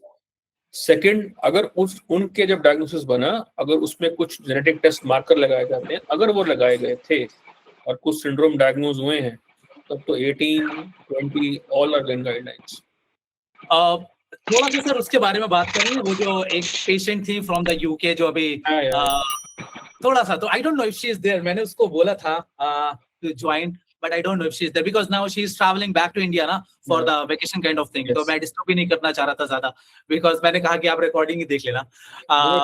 She I think आप सबके लिए I'll tell that she was referred to me by Dr. Arim and it was diagnosed by him on the basis of only history again. I think आपने शायद online उनसे consult किया था and very rightly he picked up that she may be having more than just, उनकी भी problem same था, she had history of constipation going on for 4 years and laxatives दुनिया भर के वो ट्राई कर चुके हैं। इन यूके में doctors have not worked her up at all. उनको क्या बोला कि भाई आप रोज ये अनीमा ले लो, something called as an anal irrigation, use anal irrigation every day, and she was doing it for last year. 1 साल से वो रोज मोशन पास करने की है, she was doing anal irrigations and rightly I think he took the history and diagnosed her to be something called as a dyssynergic defecate। इसका मतलब simple ये होता है, अगेन सिंपल भाषा में, थोड़ी क्रूड बट सिंपल भाषा में बताता हूँ कि जो मोशन पास करने का लास्ट प्रोसेस है, लास्ट मतलब the actual physical method of passing it out, defecation, उसमें आपके 2 सेट ऑफ मसल्स होंगे। 1, एक जो पुश कर रहे हैं, और इनर कैनाल जिसने रिलैक्स होना है। इन डिसएनर्जिया ये होता है कि भाई आप ऊपर से जोर लगा रहे हो लेकिन इनर कैनाल रिलैक्स नहीं हो रही, उल्टा टाइट हो जा रही है, और तो आप अगेंस्ट ऐसा होता है कि आपकी मोशन दीवार के अगेंस्ट धक्का दे रहे हो, दीवार तो हिलेगी नहीं, मोशन बाहर आएगा नहीं। This is called as a dyssynergia, कि सिनर्जी नहीं है पुश वाले मसल में, ये बीमारी रिलैक्स वाले मसल में होती है जब लॉन्ग टर्म कॉन्स्टिपेशन हो। And one of the commonest cause of constipation, इसका इलाज होता है एक्सरसाइज से, not by laxatives, not by irrigation. That's what we told her. You need something called as a biofeedback therapy, and I think she took one session. She is feeling better, and she will continue to do more sessions as she improves. Imagine sir, उसकी जिंदगी ना पिछले 1 साल से बिल्कुल hello हो गई थी। यूके में she was just doing doctor shopping, यहाँ से वहां, वहां से वहां, और हर इंसान क्या कर रहा था, एक लैक्सेटिव से दूसरा लैक्सेटिव और तीसरा वाला फिर पहले वाले पे ले आ रहा था। Because I felt one thing sir, जितने लोग यहाँ पे हैं, हमें बहुत थैंकफुल होना चाहिए कि हमारा कितना अच्छा मेडिकल सिस्टम है। Absolutely, I think हम लोग DRMs हम लोग को बहुत as a, I'm talking about overall health system को criticize किया जाता है, it's expensive and everything। आप एक बार बाहर जाओ, कॉस्ट देखो, टाइम देखो, अवेलेबिलिटी देखो। I think India, Thailand, maybe Singapore, इससे अच्छा हेल्थ केयर आपको वर्ल्ड में कहीं नहीं। I have been to all this countries, I have been going there, I have patients from all over the world. I'm telling you, what you're getting in India, you're getting in, if you stay in Thailand, what you're getting in Thailand. तो ये जो countries हैं हमारी, जहाँ पे it's a mix of everything, this is the best healthcare model that you can still achieve. Yes, it is expensive for a common person to some extent, but it is still cheaper than what is available any place else. और time, आप आज चाहें, आप एक specialist से discuss कर सकते हैं, आइडेंटिफाई कर सकते हैं, उसको ट्रीट कर सकते हैं। मैं just to add on sir, आप जैसे स्पेशलिस्ट के लिए ना वो 2-2 महीने 3-3 महीने वेट करते हैं, उसके बाद भी इस लेवल का doctor with this kind of experience उनको नहीं मिलता है इन टर्म्स ऑफ एक्सेस। आपकी जो पेशेंट थी, she landed eight 7:30, at 9:30 she was in my office, at 10 p.m. we did a sigmoidoscopy, 10:30 we did a manometry, 11 a.m. we did a biofeedback therapy, by 12 she was going back to her home in Punjab. And that's the speed we can achieve in India only, nowhere else. मैंने सिर्फ एक चीज उससे पूछी थी, मैंने कहा कि what's your comment about him.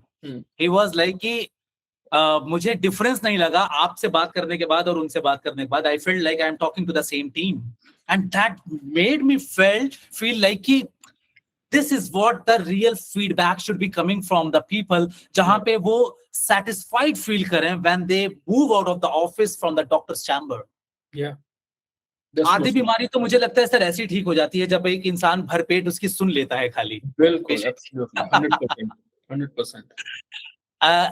सो अभी लेट्स से अगर मैं थोड़ा सा उसी पेशेंट की बात करूं, तो मैनोमेट्री का कहां पे रोल आता है सर? वेयर डू यू से कि हाँ यहाँ पे टेस्ट लाइक मैनोमेट्री करवाना चाहिए इन सारी कंडीशंस में? So manometry देखो बहुत टाइप की होती है। We start with food pipe, that means esophageal manometry है। We talk of enteroduodenal, that means stomach और duodenum की manometry है। We talk of colon and rectum। जो commonest वाली हम करते हैं that is 3, हमारी esophagus, food pipe की, rectum की, जो rectal manometry बोलते हैं, या थर्ड हम जो अभी शुरू किया है हम लोगों ने, वो enteroduodenal manometry है। इसोफेगस हम उसमें करते हैं जहां पे डिस्फेजिया मेनली हो, खाना निगलने में प्रॉब्लम है, खाना अटक रहा है, आपको पानी के साथ खाना पीना पड़ता है, या आपको रिफ्लक्स बहुत ज्यादा हो रहा है कि खाना बैग बहुत ज्यादा है, GERD बहुत खराब है, एंडोस्कोपी आप कई बार करा चुके हैं, नॉर्मल आती है। सो एंडोस्कोपी आपका स्ट्रक्चर देखती है कि भाई मेरी दीवार कैसी है। मैनोमेट्री आपका फंक्शन देखती है कि वो जो दीवारें हैं वो घर हैं कि नहीं, कि सिर्फ दीवार खड़ी है। So is it functioning well और not. So manometry looks at आपका पेरिस्टाल्सिस, के फूड पाइप जो है वो खाने को धकेल भी रही है कि नहीं धकेल रही। सिमिलरली रेक्टम में वो ये देखती है कि वो स्टूल को कितनी पावर से बाहर निकाल रही है, उसका जो सिनर्जी है, आपस में मैंने बात की, वो सिनर्जी है कि नहीं है। एंट्रोडोनल की जो बात करें, so entrodonal is my own invention in India, at least it's there is no other catheter available, जो कि मेरा आपने डिजाइन किया हुआ है अभी। वो ये देखता है कि आपने जब स्टमक से खाना ड्यूोडेनम में जाएगा तो वो सो नॉर्मल खाना कहाँ जाता है? फूड पाइप से स्टमक में मिक्स होता है, चर्निंग होती है उसकी, वहां से वो स्मॉल इंटेस्टाइन को एंटर करता है। स्मॉल इंटेस्टाइन मतलब ड्यूोडेनम का पहला पार्ट। सो ड्यूोडेनम से वो बाकी स्मॉल इंटेस्टाइन में घूमता हुआ स्टूल बना के तो लार्ज इंटेस्टाइन की तरफ जाते हुए निकल जाता है। स्मॉल इंटेस्टाइन में आपका खाना एब्जॉर्ब होता है, उसका मेन काम इज एब्जॉर्प्शन। जो हम सारे बात करते हैं ना भाई हमारा डाइजेशन कमजोर है, वो स्टमक नहीं है, वो स्मॉल इंटेस्टाइन की बात करते हैं। स्टमक का काम इतना है कि खाने को रिसीव करना है, रिसीव का मतलब एकोमोडेट करना है कि तब पेट फूलेगा, एकोमोडेट होगा, फिर खाने को मिक्स करेगा एसिड के साथ, तोड़ तोड़ के उसको ड्यूोडेनम की तरफ धकेल देगा। भाई अब ड्यूोडेनम का काम आ गया कि भाई तुम खाने को एब्जॉर्ब करो। वो मैनोमेट्रिक कैथेटर ये देखता है कि उसकी मिक्सिंग कैसे हो रही है और ड्यूोडेनम में या स्मॉल इंटेस्टाइन में खाना धकेल किस स्पीड पे रहा है, प्रेशर, किस प्रेशर से धकेल रहा है। सो एक बीमारी होती है जिसका नाम है गैस्ट्रोपेरेसिस। हुआ कि भाई डायबिटीज में कॉमन है, राइट? डायबिटीज में वेरी वेरी कॉमन। और उसमें ये देखते हैं कि स्टमक की जो मूवमेंट है या जर्निंग है और जो प्रेशर है खाने को आगे पुश करने का, वो वीक हो जाता है। The only test available to you for that is endodural manometry, या एक टेस्ट होता है इसका बोलते हैं गैस्ट्रिक एम्प्टिंग टाइम। वो इतना एक्यूरेट नहीं होता है, इट्स अ इनडायरेक्ट मेथड। जो गैस्ट्रिक एम्प्टिंग टाइम हम चेक करते हैं वो हम एंट्रोडुरल मैनोमेट्री से चेक कर सकते हैं। So currently, this is only one which is available in India. We have given it to at least 5 centers now, including SGPGI, including in Bombay. So that's the only one which is abhi India mein, I think there are close to 5 centers who are doing it, and I report almost all of those cases. So it's a newer technology जो अभी शुरू हुई है। अभी जैसे I know while talking ना, I am getting more and more ideas कि हाँ एक बार जरा ये भी, because I see very frequently these people, let's say GERD, gastroesophageal reflux disease. Many a times it's been complicated by hiatal hernia. Ji. How treatable is that? Oh, it's very treatable. So see, hiatus hernia का हमने last year का हमारा एक conference होती है इनमा, Indian neuromotility association conference होती है, तो we have given them a new classification on that, जिसमें हमने ये बोला कि आप हाइटिस हर्निया का ट्रीट कैसे करो। उसका हमें 2 चीजें देखनी होती हैं, साइज उसका और साइज एंड लेंथ उसकी, मतलब vertical length and horizontal length, and then उसके कारण क्या अफेक्ट हो रहा है किसी की फूड पाइप के ऊपर। सिंपल छोटा, लेस से 1 सेंटीमीटर का हाइटिस है, उससे कम है, थोड़ा सा बर्निंग है चेस्ट में, आपने पीपीआई खाया या पेंटोसिड खाया, उससे आराम आ रहा है, एंड SOS यूज है कि भाई हफ्ते में एक बार खा रहा हूँ, आई एम ओके। उसमें आपको कुछ नहीं करना, आपको आई थिंक दैट्स उतना ही करने की जरूरत है, दवाई कभी कभार खा लो, you are perfectly fine. Again size बड़ा हो रहा है, दैट मीन्स कि 3 सेंटीमीटर 4 सेंटीमीटर का हो रहा है, या फिर बहुत ही बड़ा है 5 का 6 का है, और फूड पाइप आपकी उस पर अल्सर्स आ रहे हैं, या फूड पाइप की जो मूवमेंट मैनोमेट्री पे हम देखते हैं वो कमजोर हो रही है, उसको डेफिनेटली सर्जिकल इंटरवेंशन चाहिए, दैट रिक्वायर्ड। वो क्योंकि वो एक हर्निया है, एक मैकेनिकल डिफेक्ट है, उसको सर्जिकली ही आप ट्रीट कर सकते हैं। जो बीच से कुछ होते हैं जो 1-2 सेंटीमीटर्स है, बहुत खराब फूड पाइप नहीं है, उसको आप एंडोस्कोपिकली भी मैनेज कर सकते हैं। आजकल एंडोस्कोपिकली ऑप्शंस हैं, something called as an ARMA, ARMA या गर्डेक्स बोलते हैं, जो हम एंडोस्कोपिकली ही उस हर्निया को रिड्यूस कर देते हैं। So it depends on what's the size, what's the symptom, and what affect it is causing on the patients quality of life. So options हैं, दवाइयां भी हैं, एंडोस्कोपिक भी है, सर्जरी भी है। But having said all of that, ये तो मेडिकल पार्ट हो गया।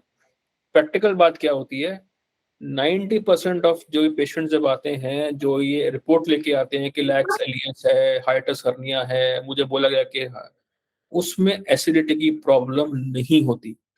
वो हम कैसे कहते हैं, जब आप उनकी हिस्ट्री सुनो, वो हिस्ट्री क्या बोलते हैं, आमतौर पे बता रहा हूँ, सर गैस मेरी सिर पे चढ़ती है, मेरे को हेडेक शुरू होता है, पीछे होता है। Number 1, that is not reflux at all, it's never reflux, क्योंकि वो मोस्ट लाइकली माइग्रेन होता है। माइग्रेन पेशेंट्स को बर्निंग चेस्ट, वॉमिटिंग, नॉजिया बहुत होगा। इनफैक्ट उनका तो हेडेक ठीक ही तब होगा जब उनको उल्टी आएगी। So very commonly misdiagnosed as reflux disease. Second thing, खाना खाने के बाद सिर्फ पेट फूलता है, never GERD, it is more of dyspepsia. Dyspepsia का आप हाइटिस करने के लिए अगर आप ऑपरेट कर दोगे, उल्टा चीजें और कॉम्प्लिकेट हो जाएंगी। कॉन्स्टिपेशन हो रहा है, ब्लोटिंग हो रहा है, पेट में दर्द हो रहा है, again not GERD, that is possibly IBS या कुछ और, फंक्शनल कॉन्स्टिपेशन है या कुछ और है। सो ट्रूली अगर बर्निंग हो रहा है चेस्ट के अंदर, या एंडोस्कोपी में आपके अल्सर पाए गए, then and only you attribute that to hiatus hernia. और अगर कर रहे हो, अगर आप सोच रहे हो कि मैंने कोई ऑपरेशन करना है या कुछ इंटरवेंशन करना है, आपको 2 टेस्ट मैंडेटरी है उसके लिए, एक मैनोमेट्री और सेकंड एक टेस्ट होता है जिसको बोलते हैं 24 hour pH impedance manometry. Simple भाषा में एक ये टेस्ट ये बताता है कि 24 घंटे में आपके पेट में एसिड कितना बना, और ना सिर्फ कितना बना, आपने उसमें बटन दबाओगे जब आपको तकलीफ होगी, आपको बर्निंग होगी, उस वक्त पे जब आपने बटन दबाया, जब तकलीफ हुई, उस वक्त पे क्या आपको एसिड ऊपर आ रहा था या नहीं आ रहा था। सो फॉर अगर आपको मैं now I tell you the clinical like situation, आपने वो टेस्ट कराया 24 आवर वाला, आपने रात को 3 बजे 4 बजे बटन दबाया कि इस वक्त पे मुझे बर्निंग हुई, प्रॉब्लम हुआ। जब हम उसको एनालाइज करते हैं, हम ये देखते हैं कि इस वक्त पे तो एसिड था ही नहीं, and that is called as oesophageal hyper sensitivity या फंक्शनल हार्टबर्न। मतलब कि अगेन जो मैं वो सुई वाली बात कर रहा था कि नॉर्मल एसिड ही आ रहा है लेकिन वो आपको तकलीफ दे रहा है। एक आम आदमी में 70 refluxes in a day are normal. 70 times you will have reflux in a day, it is normal. So हर हाइटिस हर्निया को क्या ऑपरेट करना है? नहीं, ऐसा बिल्कुल भी नहीं है। पहले तो प्रूव करो कि वो हाइटिस हर्निया के कारण तकलीफ हो रही है। और मेरी एक्सपीरियंस में मेजॉरिटी ऑफ हाइटिस हर्नियाज आर, बहुत ही बड़े हों तो समझ में आता है, आमतौर पे they are not causing the problem, they are not the problem. Just to give a context about this, जिसके सर बात कर रहे हैं 24 आवर पीएच मॉनिटरिंग, सर अगर थोड़ा सा उनको हम ये ब्रीफ दे दें फ्रॉम योर एंड कि how the actually the test is performed, because लोगों ने देखा भी नहीं है कि वो होता कैसे है। इट्स अ वेरी क्या बात कर रहे हैं? It's a very simple test. एक पतली सी वायर जैसा एक it's a catheter which has multiple sensors. उस पे पीएच के सेंसर लगे होते हैं उसके पूरे बॉडी के ऊपर। डिस्टल मोस्ट पार्ट आपका स्टमक में रहता है और बाकी जो सेंसर्स हैं वो फूड पाइप के अंदर रहते हैं। नॉर्मली जो स्टमक का पीएच है वो पीएच होता है अराउंड 4 के आसपास, मतलब एसिडिक पीएच है, बिकॉज एसिड बनना है, एसिड चाहिए आपके खाने के लिए, तो वो उसको मॉनिटर करता है। और फूड पाइप वाले सेंसर जो होते हैं वो पीएच बेसिक होता है, 7 से ऊपर होगा। जैसे ही रिफ्लक्स आएगा पेट से, वो एसिड जो उसका पीएच का सेंसर है वो एक्टिवेट होगा और वो मशीन में दिखा देगा कि पीएच जो है मेरा 4 से कम हो गया फूड पाइप के अंदर। सो दैट टेल्स अस कि वो रिफ्लक्स हो रहा है। तो वहां पे एक बटन पेशेंट जब फील करेगा तो प्रेस करेगा ना? पीएच तो कंटिन्यूअसली मॉनिटर हो रहा है, इरिस्पेक्टिव आपने बटन दबाया कि नहीं। वो बटन इसके लिए दबाना होता है कि जब आपको उस 24 घंटे में तकलीफ हुई, हाँ, जब रिफ्लक्स आप फील किए एक्चुअल में, जब आपको सिम्टम आया, हार्ट आपको बर्न, सिम्टम आया, जो भी आपको सिम्टम होता है या डकार जो भी आता है, वो उस वक्त पे हुआ तो आपने बटन दबा दिया। और हम ये मैच करते हैं कि जब आपने बटन दबाया उस वक्त पे पीएच कितना था, उसका स्कोरिंग होता है, उसके मैट्रिक्स होते हैं। लेकिन सिंपल भाषा में यही है कि ये देखते हैं कि जब आप बटन दबा रहे हो उस वक्त पे एक्चुअली रिफ्लक्स हो भी रहा है या नहीं। तो हम सिर्फ एज्यूम ना करें कि रिफ्लक्स के कारण तकलीफ हो रही है और हम अपना एक ऑपरेशन करा लें। उस बात को प्रूव तो करें कि जो कह रहे हैं वही है कि नहीं है। और ये चीजें अवेलेबल हैं, इसलिए कह रहा हूँ कि ऐसा नहीं है कि टेस्टिंग अवेलेबल नहीं है। We should be more objective rather than just care hernia हो गया तो चलो ऑपरेट कर दो। I'll just give you a context why I am so much emphasizing on this part of the question, sir, because I really very frequently, मैं बहुत commonly देखता हूँ, in fact इन्हीं में से कुछ बहुत सारे ऐसे होंगे जिनको एक बार उन्होंने पर्चा लिखवा लिया किसी से और उसमें पीपीआई लिखी थी, अब वो ना जाने सालों से पीपीआई खाते हुए आ रहे हैं।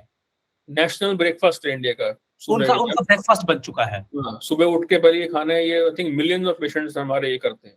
उनको यही बताया गया कि खाली पेट आधे घंटे पहले खाना होता है, 30 minutes before the breakfast, and now that becomes a part of their life, जिसकी वजह से I am also seeing very frequently now, अभी एक और बहुत ज्यादा इंटरनेट फ्लडेड है विद हाइपोक्लोराइड्रेमिया, सर, जहां पे लो स्टमक एसिड हो जाता है। बिल्कुल, जब वो क्रॉनिकली आप किसी चीज को सप्रेस करते रहते हो, having PPI, proton pump inhibitor, तो एक टाइम ऐसा आएगा ना जहां पे आपका स्टमक नेचुरली बनना ही बंद हो जाएगा। So हम लोग, in fact, that's a precursor to developing some kind of a neuroendocrine tumors of stomach. अगर आप long time PPI और एक क्लोराइड्रिया हो रहा है, it's a risk factor. And nowadays हम लोग देख रहे हैं कि neuroendocrine tumors बढ़ रहे हैं in the population, हम जल्दी उसको pick up कर रहे हैं। सिंपली बिकॉज हमारा लॉन्ग टर्म पीपीआई यूज हो गया है। और मेजोरिटी ऑफ मेरी कई पेशेंट मेरी बहुत कॉमन है मेरी ओपीडी में, मेरे को पीपीआई मतलब पेंटोसिड वगैरह देने से ज्यादा उसको डी एस्केलेट करने में मेहनत लगती है, क्योंकि उसको कम कैसे करना That's है। very true. Yeah. वो ज्यादा मुश्किल काम है। लोग, it's addiction, I am telling you, ये आज की डेट में हमारी ये चरस या गांजे से ज्यादा डिफिकल्ट ये चीज निकालना है पेशेंट को। And now, as you very rightly mentioned, कि 70 reflexes in a day is normal.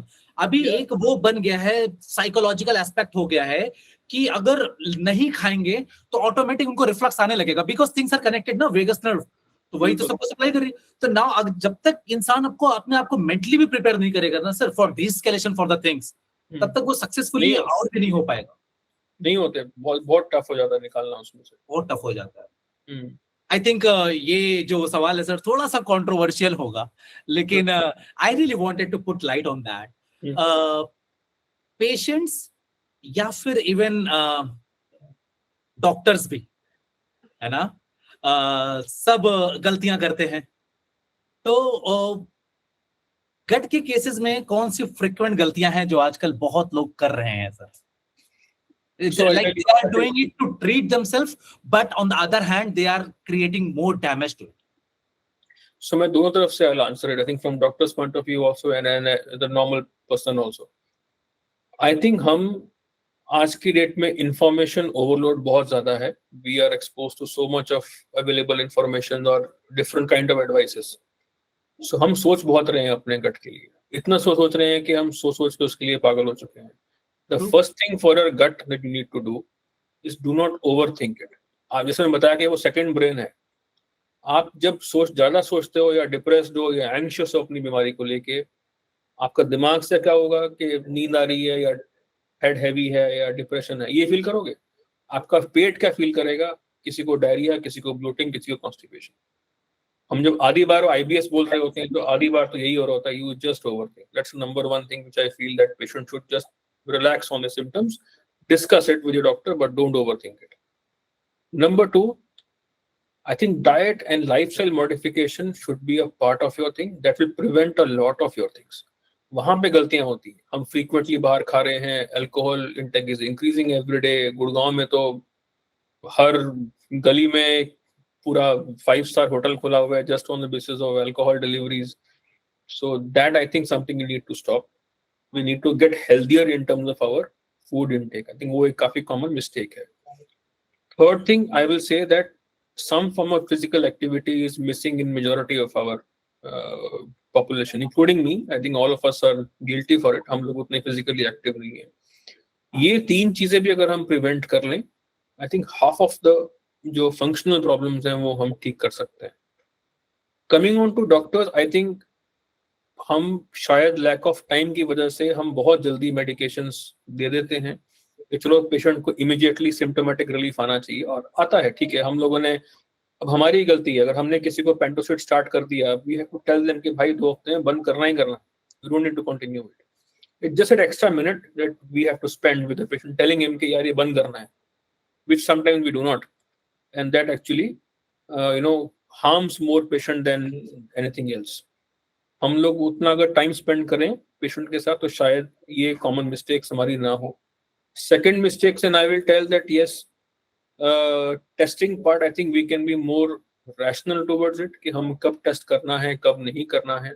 Sometimes we do over test, but that is also because कई बार पेशेंट्स की भी डर होता है या दिमाग में या नीड होती है या चाहते हैं, कई बार इंश्योरेंस के लिए आते हैं कि सर मेरा इंश्योरेंस है, प्लीज आप करो, यू एडमिट हिम एंड सब कुछ करो। सो ये सब प्रैक्टिकल प्रॉब्लम्स हैं, जो लॉजिस्टिकल प्रॉब्लम जो सामने आती हैं। So we nobody wants to over test you, but कई बार पेशेंट खुद ही बोलते हैं कि टेस्ट करो हमें। सो आई थिंक दोनों तरफ प्रॉब्लम्स हैं। आई एम नॉट सेइंग कि doctors are all working the way they should be working, but yes, ये स्मॉल चीजें भी अगर हम ठीक कर लेंगे तो I think half of the things will improve. Sir, Yeah, hi. Hi sir. Sir, क्या आपने आपकी प्रैक्टिस में ये देखा है कि जो लोग हैं उनका फाइबर इंटेक कम है या फिर दूसरे कंट्रीज के लोगों का ज़्यादा है, और अगर कम है तो उसको नेचुरल डाइट से या फिर सप्लीमेंट से किस तरीके से हमें ओवरकम करना है? So I think it's a very very important question. मुझे ये लगता है कि हम लोग हमेशा ये बिलीव करते थे कि traditionally we the Indian diet is fibre rich because we are taking a lot of we are a carb heavy diet overall. But recently, in last few years, I have seen that that's not the case. I think we still lack a good number of fibers. Second thing, so with fiber, the most important thing is that with fiber you have to take enough water. If you are not taking enough water with fiber, then that fiber is of no use. So what I also see is that there's a lot of lack of water intake in our population, along with the fiber intake. So yes, I think we can slightly increase, particularly जो हमारा urban population अब हो गया है, at least what I see in Delhi, NCR and Gurgaon, the lack of fiber is very obvious. Second, अगर आप बात करें with the West has probably become more active now in terms of their fiber intake. So they are in fact increasing the fiber intake. So उनका diet बड़ा अच्छा है. पहले they choose मुझे क्या प्रोटीन खाना है, then they will choose कि मुझे क्या साथ में वेजीज खानी है, and towards the end they will think कि मुझे साथ में कार्ब क्या खाना है. हमारा इंडिया का उल्टा है. हम लोग पहला we take carb as the first thing and then toward the end we don't take enough protein at all. So I think we can easily increase our fiber just by increasing we have enough natural foods with us to increase fibers.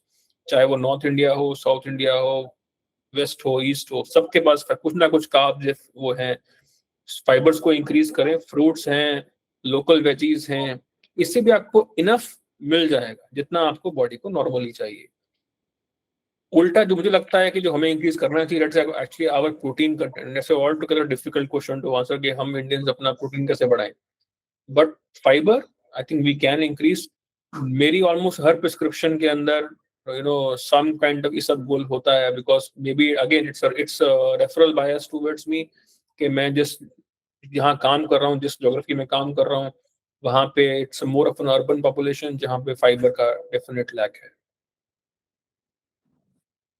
Also, I think just to add here, sir, एक population ऐसी है जो aware है about the fibre and the types of fibre, soluble, insoluble and whatever it is. एक दूसरी population भी है जो बहुत ज्यादा राइजिंग है, whereby they are getting adapted towards western diet in terms of fast food, in terms of pizza, in terms of let's say अभी क्या है सर, अभी ये लेट्स से फास्ट फूड कंपनियां क्या करने लगी हैं, होल व्हीट पिज्जा या होल व्हीट बर्गर बन, है ना.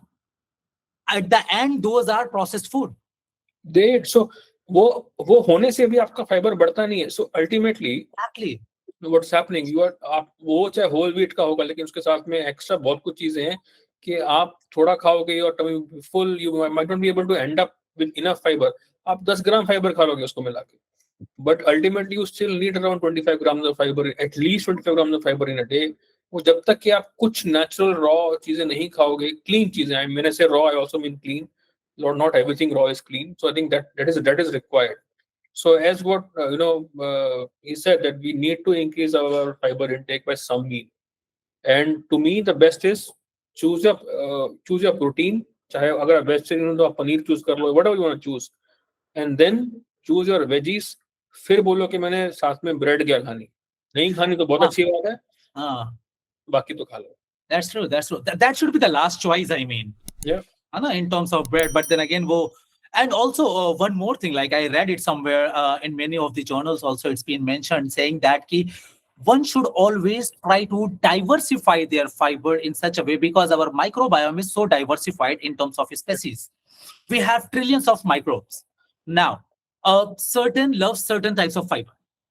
तो फाइबर भी डाइवर्सिफाइड इस तरह से होना चाहिए कि लेट्स से आपने कभी रागी भी खा ली, लेट्स से आपने वेजीज भी खा ली, लेट्स से आपने अलग अलग ग्रेन्स भी खा लिए, राइस भी खा ली, तो उससे क्या होता है कि एक पूरा इकोसिस्टम बनना शुरू होता है. You're absolutely right. I think it's a very common advice, और मैं ऑलमोस्ट सब वीडियोस में पेशेंट्स को बताता हूँ. दो चीजें आप जरूर करो. अपनी स्मॉल प्रैक्टिकल मेथड क्या कर सकते हो, हर 3 या 4 महीने में अपना ग्रेन चेंज कर दो.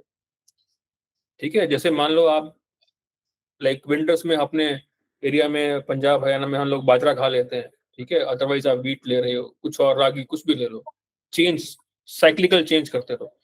हर 3-4 महीने में अपना ऑयल चेंज कर दो. तो समथिंग एल्स, सनफ्लावर कर रहे हो, घी यूज कर रहे हो, some whatever you want to use.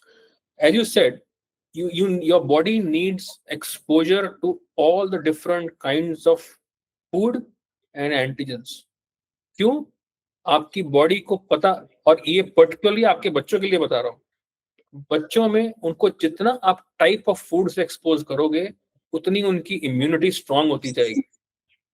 They will know, their body will know, जो हमने वो सेंसिंग वाली बात की थी, उनको पता है कि भाई ये अलग-अलग एंटीजन नहीं, सारे एंटीजन हमारे भाई हैं। अगर उनको ये पता है कि सिर्फ भाई एक ही बैटेलियन मेरी है, बाकी सारी बैटेलियन बाहर की है, they will not develop immunity, है ना? सो इसलिए expose to everything, all kinds of food, cyclically change your kind of food that you are eating, balance रखो सबका, protein, carbs, fats, vitamin, minerals, but keep changing it. Keep changing it. I think that is one of the reason it's been like said by our ancestors and the people in various books also it's been mentioned कि बच्चों को मिट्टी से खेलने देना चाहिए। बिल्कुल बिल्कुल, I think they need to make sure that they बच्चों को बच्चों की तरह रहने दो, तो वो ऑटोमेटिकली ओवर हाइजीन के चक्कर में हम खराब कर देते हैं फिर उनको। Absolutely. With this, sir, like we were talking about galtiyan, about the mistakes being done from the both the aspect. उसके साथ फिर एक थोड़ा सा आता है angle about overuse of laxatives. How do you think is that impacting layman's life in today's era, like especially in country like India, जहाँ पे हमें over the counter सारी चीजें मिल जाती हैं, कोई भी दवा हम लेना चाहें, except for the SSRI and those antipsychotic, हमें सब कुछ मिल जाएगा एनेस्थीसिया का छोड़ के। तो उसके बारे में क्या कहेंगे सर, जो इतना अब्यूज हो रहा है इन ड्रग्स का? बहुत प्रॉब्लम है, it's a very very big big big problem. I think it's Indian, मैं बोलूंगा कि जो लोकल लैक्सेटिव्स का वर्ड यूज करूंगा, चाहे वो आयुर्वेदिक हो, होम्योपैथिक हो, या कुछ भी हो, बहुत इजीली अवेलेबल है। डॉक्टर्स का भी बहुत इसमें प्रॉब्लम है कि हम लोग भी उसको रिपीटेडली यूज करते रहे, तो ये ले लो, आज आप ये फाइबर यूज कर लो, आज आप ये पॉलीथिलीन ग्लाइकॉल यूज कर लो। So by the time the patient I see, they end up with at least 2 to 3 years of laxative use, which doesn't make sense to me. अगर आपका पेशेंट आपको आराम नहीं आ रहा है laxative से, please go to the type of constipation. Constipation के कई टाइप्स हैं, जो आपके एक पेशेंट को मैंने बताया था, who had dyssynergia, उसको आप जब तक एक्सरसाइज नहीं कराओगे, बायोफीडबैक नहीं कराओगे, उसको आप 10 laxatives और दे दो, उसको नहीं फायदा होने वाला। It is an abuse, no doubt about it. And चूरन की या सबसे बड़ी मिथ ये है कि जो अपने लोकली अवेलेबल चूरन हैं, पाउडर्स हैं, कि उनका नुकसान नहीं है। I will show you colonoscopy reports, pigment आपने खुद भी you have seen, you know, pigment हो जाता है, पूरी colon becomes black in colour. तो all that is just stimulant laxative, senna होता है उन सबके अंदर, और बिकॉज वो क्विक फिक्स है। जैसे मैंने आज खाया, मेरा पेट सफा, फुल पेट साफ होना है, because they are strong laxatives, so they are not bad in their effect. But वो बने किसके लिए हैं? वो आपको शॉर्ट टर्म रिलीफ के लिए बने हैं कि आज नहीं हुआ, 4 दिन नहीं हुआ, चलो खा लो। बट वो डेली का वो नहीं है ना। जैसे हमारा नेशनल ब्रेकफास्ट वो बना हुआ है, तो नेशनल डिनर ये बना हुआ है कि यार रात को सोने से पहले एक जरा हाकी मार लो मैं उसकी, ताकि कोई पेट साफ हो जाएगा। वही चीज है सर, और ये साइकिल ब्रेक करना इतना मुश्किल है। मैं मतलब it's a belief that they are safe, and that's the problem. They are not safe. They are making the situation even worse, I would say, sir. They themselves are doing it, and last में फिर आके they will land up. अभी क्या कहें sir, अभी हम अपना तो पूरा ड्यूटी निभा रहे हैं in terms of psychological counseling, in terms of educating.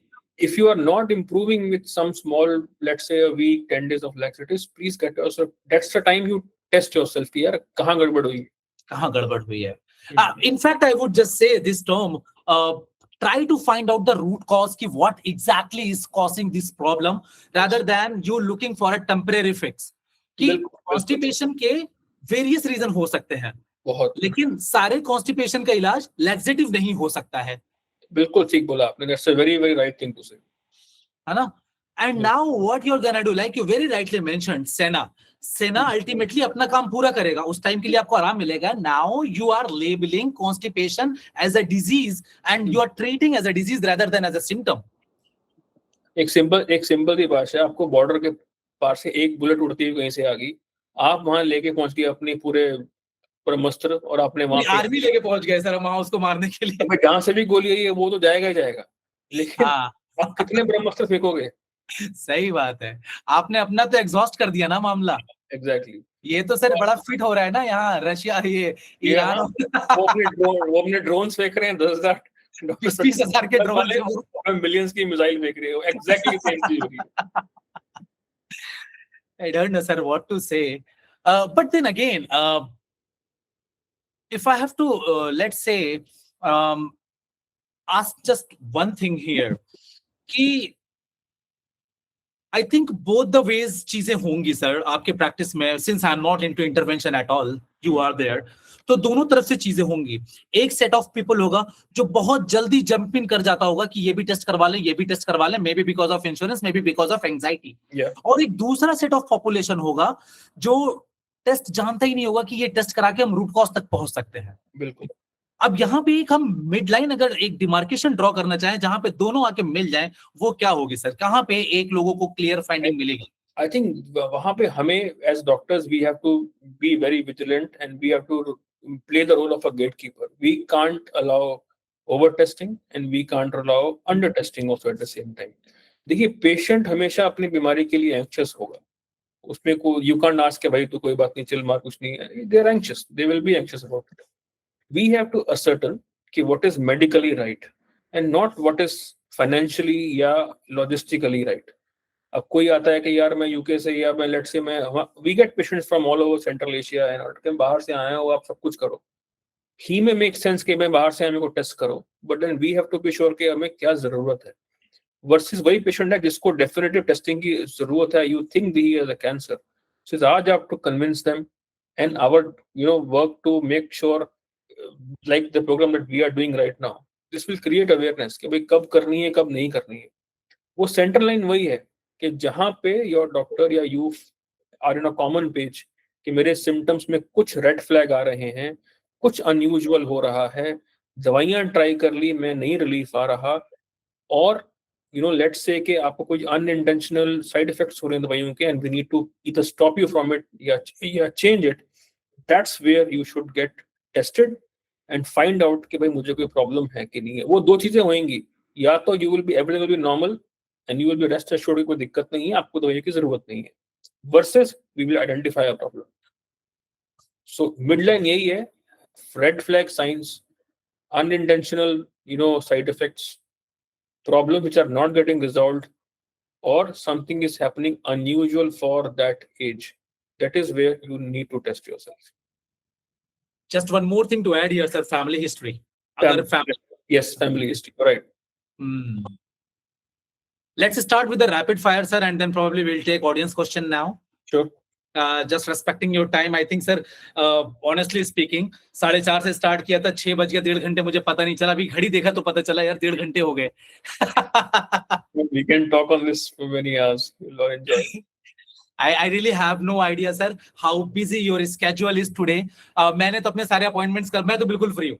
I've cleared my schedule for today, and I knew this was going to be good, so I had to clear it up. Thank you so much sir. Alright sir, बहुत ही crisp answer यहाँ पे हम रखेंगे in terms of rapid fire, and then इसके बाद हम ले चलेंगे, हम ऑडियंस से क्वेश्चन लेना शुरू करेंगे। Sir bye. Alright, IBS sir reversible है या लाइफ लॉन्ग है? It is reversible to some extent, yes. Reversible. Let's say, further dividing the question, IBS M, IBS C, IBS D. तीनों हैं, and now when you say it's to some extent you're talking about all three. To all three, I think you can, in a small subset of patients, you can identify the triggers क्या हैं, and you can probably change that. Lot of patients में नहीं कर पाओगे, manage कर पाओगे, but in some patients में आप कर पाओगे। There are some clear triggers: change of job, anxiety, stress, घर पे लड़ाई, some food also. So you can. I usually ask my patients to maintain a diary of what is triggering them. There are actually apps to help you do that, and if I see them, I can stop it, and that is reversing. Coming to the next question, sir. Constipation में fiber हमेशा helpful होता है. Is it true या फिर false? False, not always true. मतलब first line therapy yes, but क्या सब में ही काम करेगा? No. सर क्या फाइबर से ब्लोटिंग होती है? Yes, fiber can cause, if patient is already bloated, adding fiber will only worsen the bloat. Yeah. In fact, here and there, random fiber. Let's say, sir, like we have studied, कि fiber is basically the food for the microbiome. Yeah. वो उसको consume करके short chain fatty acid बनाते हैं. Now अगर आपका microbiome उतना optimal नहीं है फिलहाल, तो of course that is one of the reason कि कुछ लोगों को रॉ सैलेड से ब्लोटिंग हो जाती है. And methane, you honest, वो पूछा था पहले आपने मीथेन के बारे में, तो methane production, higher methane production is closely associated with high fiber and constipation. Yeah. I studied it somewhere, sir. Like methane also slows the gastric motility. It does. It works across GI tract. सारी motility कम कर देगा. And that is one of the reason कि methane is being produced in your small intestine, and that methane is being absorbed by your blood in your small intestine, और वो फिर कुछ लोगों में bad breath भी देता है. It does, and you can actually, we use that. We do methane breath test ना, तो उसमें you can identify. That's the mechanism how we थोड़ा सा use. light pro करें ना sir, methane breath test and hydrogen breath test पे. So hydrogen breath test is very, so हमारे breath test क्या होते हैं? These are very simple things कि हम एक कुछ substrate देते हैं, मतलब let's say हमने आपको lactulose दिया, lactose दिया, या कुछ भी ऐसा product दिया. Sugars basically, right? Sugars, some kind of sugars. आपने वो intake किया, वो आपकी spondylocyte में गया, आपके microbiome ने उसको digest किया, वो जो गैस बाहर निकली वो ब्लड से होते हुए आपकी लंग्स तक पहुंची और उससे एक्सेल हुई. जब वो एक्सेल होती है तब उसकी हम मात्रा को ब्लड टेस्ट, जो उसके टेस्ट किट होती है उसमें भी सिंपली आपने एक फूक मारनी है ना, मशीन इट एनालाइज किया आपका बेसलाइन. हम टेस्ट करने से पहले आपका एक बेसलाइन लेवल ले लेते हैं और टेस्ट के 2 घंटे बाद आपको हम लेवल लेते हैं. तो अगर उस पर स्पाइक होता है दैट टेल्स अस कि आपका बैक्टीरिया ज्यादा है. It's indirect test of bacteria कि आपका बैक्टीरिया ज्यादा है, इसलिए ज्यादा हाइड्रोजन प्रोड्यूस हो रही है. मीथेन का अलग वो इशू है. Again methane is more common in patients who have constipation predominant IBS या हायर फाइबर इनटेक. उसमें the mechanism remain the same, the testing machine is different. उसका हमें जो अलग सेंसर चाहिए होता है मीथेन के लिए. तो अगर मीथेन भी हाई आ रही है और मीथेन प्रोड्यूसर, दैट मीन्स के we have to address that कि थोड़ा फाइबर कम करना है, मे बी रिफैक्सिमिन ऐड करनी है और सम अदर ड्रग्स ऐड करनी है टू मैनेज मीथेन बेटर. वैसा ही हमारा लैक्टोज इंटॉलरेंस के लिए भी होता है. We give lactose to check for lactose intolerance. और आजकल वैसा ही हम लोग यूज करते हैं एच पाइलोरी के लिए भी. We can even diagnose using urea breath test which we use for this thing H pylori के लिए. अगर थोड़ा सा और इसको हम एक लेवल और डीप जाएं सर, तो I think this is been, जो हम ये टेस्ट करते हैं, this is been done on the principle of the movement, कि कितनी देर में खाना आपका यहां से वहां मूव किया. वी अज्यूम कि 60 से 90 मिनट में वो स्मॉल इंटेस्टिन, उसके बाद वो फर्दर वहां से मूव होकर लार्ज इंटेस्टिन. दोनों चीजें देखता है. मूवमेंट आपका टाइमिंग भी देखता है, आपकी कितनी मोटिलिटी हो रही है, और आपका अमाउंट ऑफ बैक्टीरिया भी आपको इनडायरेक्टली, मतलब बल्क ऑफ बैक्टीरिया भी दिखाता है. एकदम बहुत सडन जंप्स हो रहे हैं, दैट मींस के स्लो भी है, और ऑटोमेटिकली आपका the amount of bacterial overgrowth भी काफी ज्यादा है. आई थिंक यहां से अगर हम इसको कनेक्ट करें, तो कई लोगों में ये चीज, मतलब अगर सिम्टोमेटिकली देखें विदाउट टेस्ट, तो खाना खाने के लेट्स से 60 से 90 मिनट के अंदर जब ब्लोटिंग स्टार्ट होती है, तो कई बार फिर उनका, अगर लेट्स आप ये टेस्ट करते हैं, तो उनमें मतलब पॉजिटिव भी आ जाता है कई बार, कि because that's a pattern that is been seen, कि वो फर्मेंटेशन आपके स्मॉल इंटेस्टाइन में शुरू हो चुकी है, जिसकी वजह से ब्लोटिंग स्टार्ट हो चुकी है. सो कई बार ना हम टेस्ट करते हैं सीबो के लिए, तो बेस लाइनिंग काफी हाई आ रहा होता है. So that basically means that के ऑलरेडी या तो बहुत लोड है वर्सेस के आपने डाइट. सो ये सब टेस्ट पे डिपेंड करता है कि आपका डाइट कैसा था, आपने कोई एंटीबायोटिक तो नहीं खाई पहले. अगर मान लो मैंने आज मेरा ब्लड टेस्ट होना है और कल मैंने लेट्स से आलू या ग्राउंड वेजिटेबल्स बहुत ज्यादा खाए हैं, तो आपका टेस्ट फॉल्स पॉजिटिव आ सकता है, बिकॉज आपका सबस्ट्रेट ज्यादा हो गया ना. Your substrate is much higher, तो इवन नॉर्मल बैक्टीरिया उसको ज्यादा प्रोड्यूस करेंगे. सो ये सब टेस्ट जो होते हैं, it has to be read in a very important clinical context, कि यार सिम्टम क्या थे, किस कंडीशन में टेस्ट किया गया. सो जस्ट रूटीनली आप गए और आपने ब्लड टेस्ट करवाया और कुछ मिल गया और आपने ट्रीट किया, ऐसा नहीं है. अगर मान लें कल रात को मैंने स्वीट पोटैटो खाया है और उसके बाद सुबह मैंने आलू के पराठे खाए हैं और फिर मैं ब्लड टेस्ट के लिए जा रहा हूँ, तो आपका बेस लाइन ही बहुत हाई आने वाला है, जस्ट बिकॉज आपने सबस्ट्रेट उतना खा लिया. So these tests are very very sensitive. Even small variations in there. और मान लो मैंने कल मुझे कुछ पेट की ब्लोटिंग हुई, मैंने एक ओफ्लॉक्स खा ली ऑफ द काउंटर, तो आज टेस्ट नेगेटिव आएगा, जो मर्जी कर लो आप, क्योंकि आपने बैक्टीरिया खत्म कर दिए. So these are even small changes will make a difference. So I had a patient जिसका मैंने 24 पीएच लगाया था. मैंने बोला कि चलो आज आप 24 घंटे कुछ भी खाओ और तकलीफ होगी बटन दबा देना, बट खाओ ताकि मुझे मालूम पड़े कि किस चीज से आपको तकलीफ हो रही है. मैंने ठीक है सर. रात को गया, उसने बियर की पूरी 5 बॉटल्स पी ली. अब मैं कहा आपको कोई दिक्कत होने ही वाली है तो क्या कर रहे हैं. So even small differences, until we are telling them rightly, ये फर्क पड़ेगा. एक क्वेश्चन है सर, ये मैं इन्फ्लुएंसर्स के एस्पेक्ट से बोल रहा हूँ, because I am into that word now, creator word से बहुत ज्यादा. What do you think, SIBO over diagnosed है या फिर वाकई में रियल प्रॉब्लम है? हर दूसरा इंसान को बोल दिया जाता है तुमको सीबो है, हर दूसरे इंसान को बोल दिया जाता है कि तुम्हारा स्टमक एसिड कम है क्योंकि तुमने इतने साल तक ये खाया है, अब तुम BTN-SCL जैसे सप्लीमेंट से स्टार्ट करो. इनफैक्ट अभी थोड़ी देर पहले सर आपने जब ज्वाइन नहीं किया था, I had a patient and he was asking about BTN-SCL. Now I just wanted to understand कि ये जो हाइप बन रही है in Instagram and all those social media, how often do you see those people in your clinic? In my opinion, I think it's too much. It's too much diagnosed, too much, going into specific के ये supplement लेना है या नहीं लेना है, इससे SIBO ठीक होगा या उससे नहीं ठीक होगा. I think it's an overcall. I think that should not happen.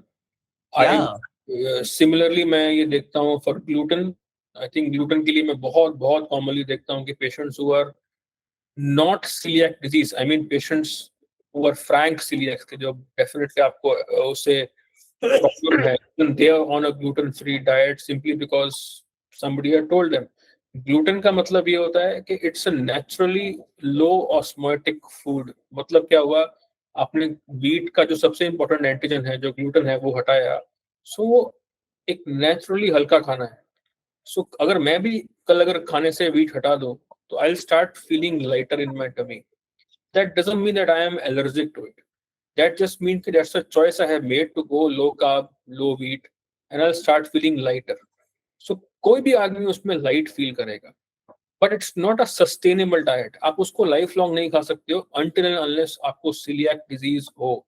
celiac disease करने के लिए आपकी blood test में आना चाहिए, आपकी biopsies में आना चाहिए.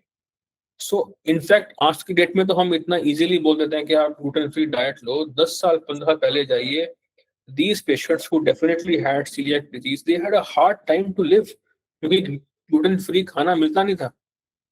So I think all these things, चाहे वो gluten हो, catenins हो, SIBO का diagnosis clinical without any evidence हो, it's a overcall.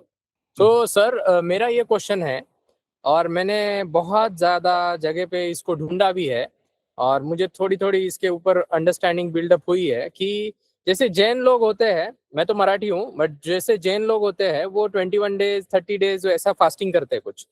तो मेरी क्यूरियोसिटी ये है कि ये गैल ब्लैडर के अंदर स्लज और स्टोन क्यों नहीं बनते हैं इनके? अच्छा, ओके. सो गॉल ब्लैडर के अंदर या बाइल को जब बोलते हैं कि स्लज या स्टोन बनते हैं, उसके पीछे there are at least 4 or 5 variables. When I say variables, factors, हम उस बाइल को बोलते हैं something called as a lithogenic bile, कि भाई जिसकी स्टोन बनाने की टेंडेंसी है. Okay. अब उसके फैक्टर्स क्या क्या हुए? First and the most important in India is genetic factors.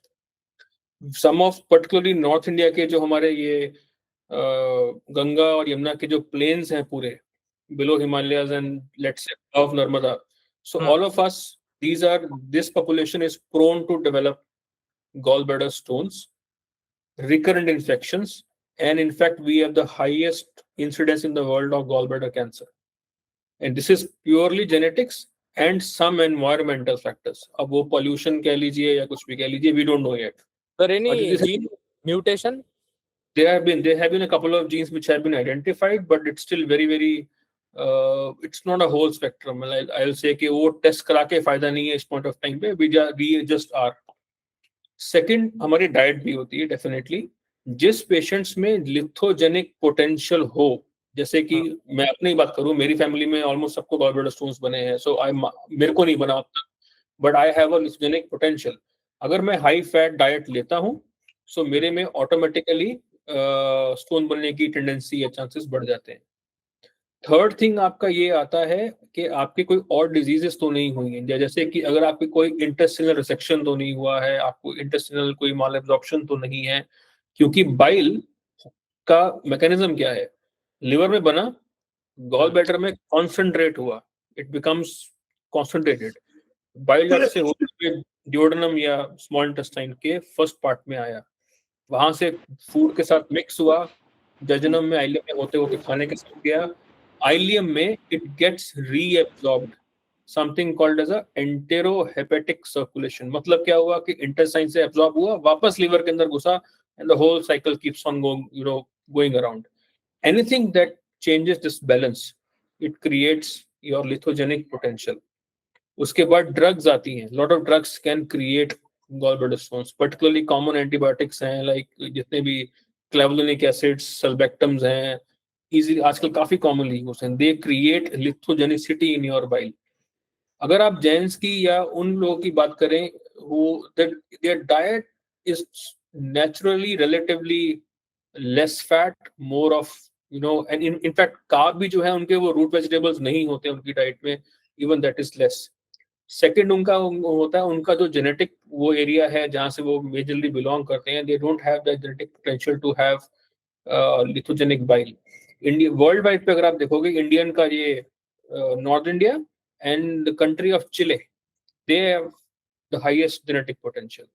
So I think it's not just food, there is lot more to it. और करंटली मैं उसमें एक फिफ्थ फैक्टर ऐड करूंगा, वो हमारे पॉल्यूटेंट्स हैं। I think somewhere there are some environmental toxins which are creating a problem now कि हमारी gallbladder issues are increasing. Some studies are going on from SDPGI, they have been published, but it's still theory at best, not a clean evidence नहीं है strong। Sir fasting के अंदर तो खाना ही नहीं खाते हैं, ओनली वाटर के ऊपर करते हैं, हाँ। तो नॉर्मल डाइट में तो ठीक है, उनका फैट कम है। इनफैक्ट फास्टिंग के अंदर वो बाइल क्योंकि रिलीज, मतलब जो गॉल ब्लैडर कोलेसिस्टोकाइनिन करेगा ही नहीं, तो वो उधर ही रहेगा 20 दिन तक। सो वो इनफैक्ट आई टेल यू, अगर आप रैपिड फास्टिंग कर रहे हैं, अगर आप रैपिड वेट लॉस कर रहे हैं, किसी भी कारण कर रहे हो, और आपका the fasting, the pure fasting time is much longer, जैसे कई बार लोग इंटरमिटेंट फास्टिंग करते हैं, 16 घंटे नहीं कुछ खा रहे हैं, उन लोगों में gallbladder stones can actually start becoming more of a problem because the bile will remain in the gallbladder, it will keep on getting concentrated, and once it stays there, वो जितनी देर रहेगा उतना वो concentrate होता जाएगा, and eventually at some point वो एक cycle switch होगा where it will become lithogenic potential. In fact हमारे DM gastro DNB gastro के एग्जाम में तो ये क्वेश्चन आता है कि भाई what is lithogenic bile, it's a big diagram that we draw. So one of the thing is कि if intermittent fasting कर रहे हो, the chances of gallbladder stones are higher. In fact, अगर आप GLP analogs आजकल जो weight loss के लिए Mounjaro, Ozempic या यूज कर रहे हैं, they do the same thing on the hormones जो आपने cholecystokinin की बात की, they also create your bile to be lithogenic. So one of the risk factors for one of the problems or side effects of GLP analogs is gallbladder stones. Sir, but what about prolonged fasting? For example, 5 days, 9 days, or 21, 30, whatever the people do in their tradition. So if you don't have any other factor, there will not be a problem. But in case there is some other genetic potential also, then you may be increasing your chances of having gallbladder stones, or at least sludge for that matter. Just to add here, Pratham, also there is a mechanism, enterohepatic circulation, जो bile आपका gall bladder से release होता है ना, वो वापस absorb भी होता है.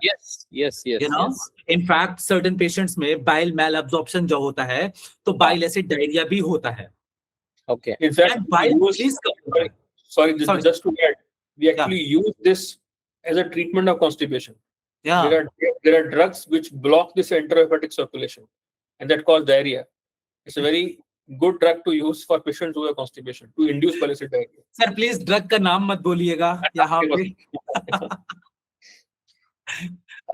सर मैंने 5 दिन का फास्टिंग किया था, 7 दिन का, और हर दिन सुबह शाम सोनोग्राफी से चेक किया था गॉल ब्लैडर को। तो वो एकदम सही था। तो जैसा डॉक्टर आरिम आपने बोला कि वो सर्कुलेशन फिर से रीएब्जॉर्ब होता है, बट इसमें तो वो भरा हुआ ही है, वो तो यही नहीं हो रहा है। आपका भरा हुआ रहेगा। अगर आप फास्टिंग स्टेज में है, your gallbladder will not contract, it will remain Yes. Distended. So as I said, gall ultrasound में ना आपको सिर्फ ये दिखाई देगा कि वो डिस्टेंडेड है कि नहीं है, that's it, it will not do anything. So जो ट्रायल्स जिसकी मैं बात कर रहा हूँ, वो they actually went inside the gallbladder, took a sample of the bile fluid, analysed it using immunohistochemistries and the electro जो उनका वो होता है, तो एनालाइज की उसकी जो बाइल एसिड्स आ रही हैं उसकी रेशो कैसे चेंज हो रही है। So the ratio actually Right. changed to become more lithogenic. Okay. So that's how you actually prove. So just ultrasound will not tell you anything in terms of its lithogenic potential. वो इतना जब sludge बन जाएगा तब सामने आ जाएगा, otherwise not. और जब आप बाइल को एक्चुअली सैंपल करो, बट सैंपल करना is a very invasive and a risky method. तो जिन पेशेंट्स में हम लोग ईआरसीपी किया, ERCP is the method where we go in and remove bile duct stones, उन पेशेंट्स में हम लोग ने सैंपल लिया है बाइल का कि भाई जब बाइल आ रहा है ये कैसा आ रहा है, एंड जब उसको एनालाइज किया गया तो ये देखा कि उसके जो सारे बाइल एसिड्स थे उन पेशेंट्स में ratio was skewed towards creating more lithogenic bile. And fasting, अगर आप प्रोलॉन्ग फास्टिंग कर रहे हैं, you are creating more chances of becoming lithogenic. वो अगर आपको, let's say if you are from Maharashtra, you are probably from a lower risk factors for developing gallbladder stone as compared to somebody coming in from UP. So you may not have a genetic problem. You are young, you are relatively fit. अगर आपकी, अब उसमें hormones का problem भी आता है। अगर like middle age female है, 40-50 पेरीमेनोपॉजल फीमेल है, they have high chances of developing gallbladder issues. So वही अगर वो फास्टिंग करेंगे शायद बाय 10th। सो हमारे पास कई पेशेंट ऐसे आते हैं, and I am sure doctor Arim will know this more than me, जो अपनी फास्टिंग के बाद आते हैं and then they develop cholecystitis more commonly during the fasting season, है ना। इवन हमारे इसमें जैसे आपने जो 9-day फास्ट वगैरह होता है वो किया, उसमें दिक्कत आती है। So patient develop complications of gallbladder stones during fasting periods, which is more common as compared to non-fasting periods. Okay. Just to add one thing here, sir, I think प्रथम जिस तरह के टेस्ट को टारगेट कर रहा है, let's say ultrasound बहुत ही broader picture, जब ऑलरेडी डैमेज हो चुका है ना, तब वो दिखाएगा। Getting my point? उसके और उसको डेवलप होने के लिए ना बहुत स्टेप्स हैं जो बहुत पहले पकड़े जा सकते हैं, लेकिन वो टेस्ट इन्वेजिव्स हैं, तो वो हम यूजुअली कर नहीं सकते हैं, है ना। तो वो एक चीज है। So I think अगर Arim might know this, तो रमजान में गॉलब्लैडर स्टोन्स की कॉम्प्लिकेशन ज्यादा देखी जाती हैं as compare to normal period. वो प्रोलॉन्ग फास्टिंग होता है, अगर ऑलरेडी स्टोन पड़ा हो वो इन्फ्लेम, वो अटकता है, इन्फ्लेम कर जाता है। मेडिकल कॉलेज में भी तो सर हम पढ़ते हैं fat fertile 40। Yes, fat, fertile, female, 40s. 40. Classical description है somebody developing gallbladder stones. Gallbladder stone, yeah. And you are none of them. So आपको नहीं होगा चाहे फास्टिंग भी कर लोगे। You don't carry any of the risk factor. Yeah. All right, sir. Before closing this session, I just wanted to throw some like 1 minute or 2 minutes light on, let's say, microbiome, diet, and inflammation. With that, I'll just summarize that in 2 minutes, and then we'll end this session, sir. I think the most important thing जो we all discussed today, and अगर हम microbiome में सबकी बात करें, microbiome एक तरीके से आपका फिंगरप्रिंट भी है, कुछ कोर है आपका जो आपके साथ हमेशा रहेगा, और एक कुछ डायनामिक चीज है जो कि आपकी जिंदगी के हर टाइम में कुछ ना कुछ बदलता रहेगा। कुछ बीमारी में बदलेगा, कुछ हेल्थ में बदलेगा। वो उसको जानना उसकी प्रिवेंटिव एस्पेक्ट है कि मतलब हम अपना खाना, अपना lifestyle, clean food, healthy food definitely रखें, we will get better. That's how you modulate your gut microbiome in the best possible way. Exercise modulates it, diet modulates it, healthy food modulates it. जब वो disease stage तक पहुंचता है तब usually हमें we are late in terms of prevention, फिर हमें कुछ ना कुछ टेस्टिंग, कुछ ना कुछ ट्रीटमेंट की आवश्यकता पड़ती है। Still it is treatable.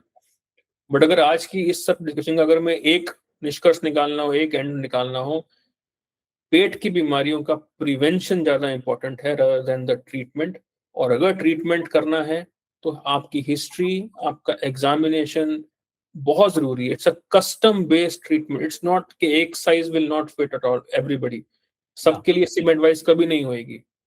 Her it's not like heart का अटैक नहीं है कि स्टेंट डालना है, ऐसा नहीं है. पेट की हर पेशेंट की अपनी अपनी प्रॉब्लम है. सो आइडेंटिफाई कब जाना है, कब समझना है, और जो डॉक्टर आपको टाइम दे, that is your best doctor. बाकी नॉलेज सबकी बराबर है. Everybody is intelligent, everybody is working hard, everybody is trying to do the right thing. Just make sure कि वो आपको टाइम दे. That's all is important. All right, sir. Summarizing today's session. So we started with, let's say, how to differentiate. I'll just record this. How to differentiate कि microbiome driven motility या फिर कोई और reason है motility का, जहां पे हमने IBS VS स्लो ट्रांजिट के ऊपर बात किया था. उसके बाद हमने मेथेन के बारे में बात किया, ENS डिस्फंक्शन के बारे में बात किया, लाइफस्टाइल मॉडिफिकेशन कब फेल हो जाती है उसके बारे में हमने बात किया. फिर हमने कुछ practical and point from the patient view point से कि पेशेंट कब ये समझे कि अब उन्हें एडवांस टेस्टिंग की जरूरत है. वेरी वेल सर के जरिए जो बताया गया है कि हाँ, एक जो क्लियरली डिमार्केटेड लाइन होनी चाहिए कि कहाँ पे टेस्ट करवाना है, कहाँ पे नहीं करवाना है, वो सारी चीजों के ऊपर बहुत ही डिटेल में बात की है. एंड सर हमने कोई टाइम का तो कमिट नहीं किया था कि स्टार्ट करेंगे, वो हमें मालूम था. कितने बजे एंड करेंगे वो मैंने डेलिबरेटली आपको नहीं बताया था. That's perfectly fine, no problem. It was a good discussion that we had. 4:30 से अभी 7 बज गया है. Thank you so much for this precious time sir. Looking forward to connect you again, to bring to this platform again. कभी भी आपके पास time होता है sir. They are very lovely people, very much enthusiast in terms of learning their health, learning science and everything. बहुत सारे इसमें doctors भी होते हैं, पैथोलॉजिस्ट और डर्मेटोलॉजिस्ट भी हैं सर, MD और MS भी हैं इसमें. Thank you so much for your valuable time sir. किसी दिन और टाइम से बैठेंगे, थोड़ा लेट बैठेंगे सर, जहां पे आप घर पे होंगे, तो हम probably रात तक करेंगे फिर सेशन. मैं अपनी OPD जो थर्सडे को करता हूँ, कभी 2 बजे रात तक खत्म करता हूँ सर. You're working hard. तो thank you so much sir. And मैं आपसे कनेक्ट करूंगा once you're back home sir. Sure. Thank you so much. Bye bye. Thank you so much.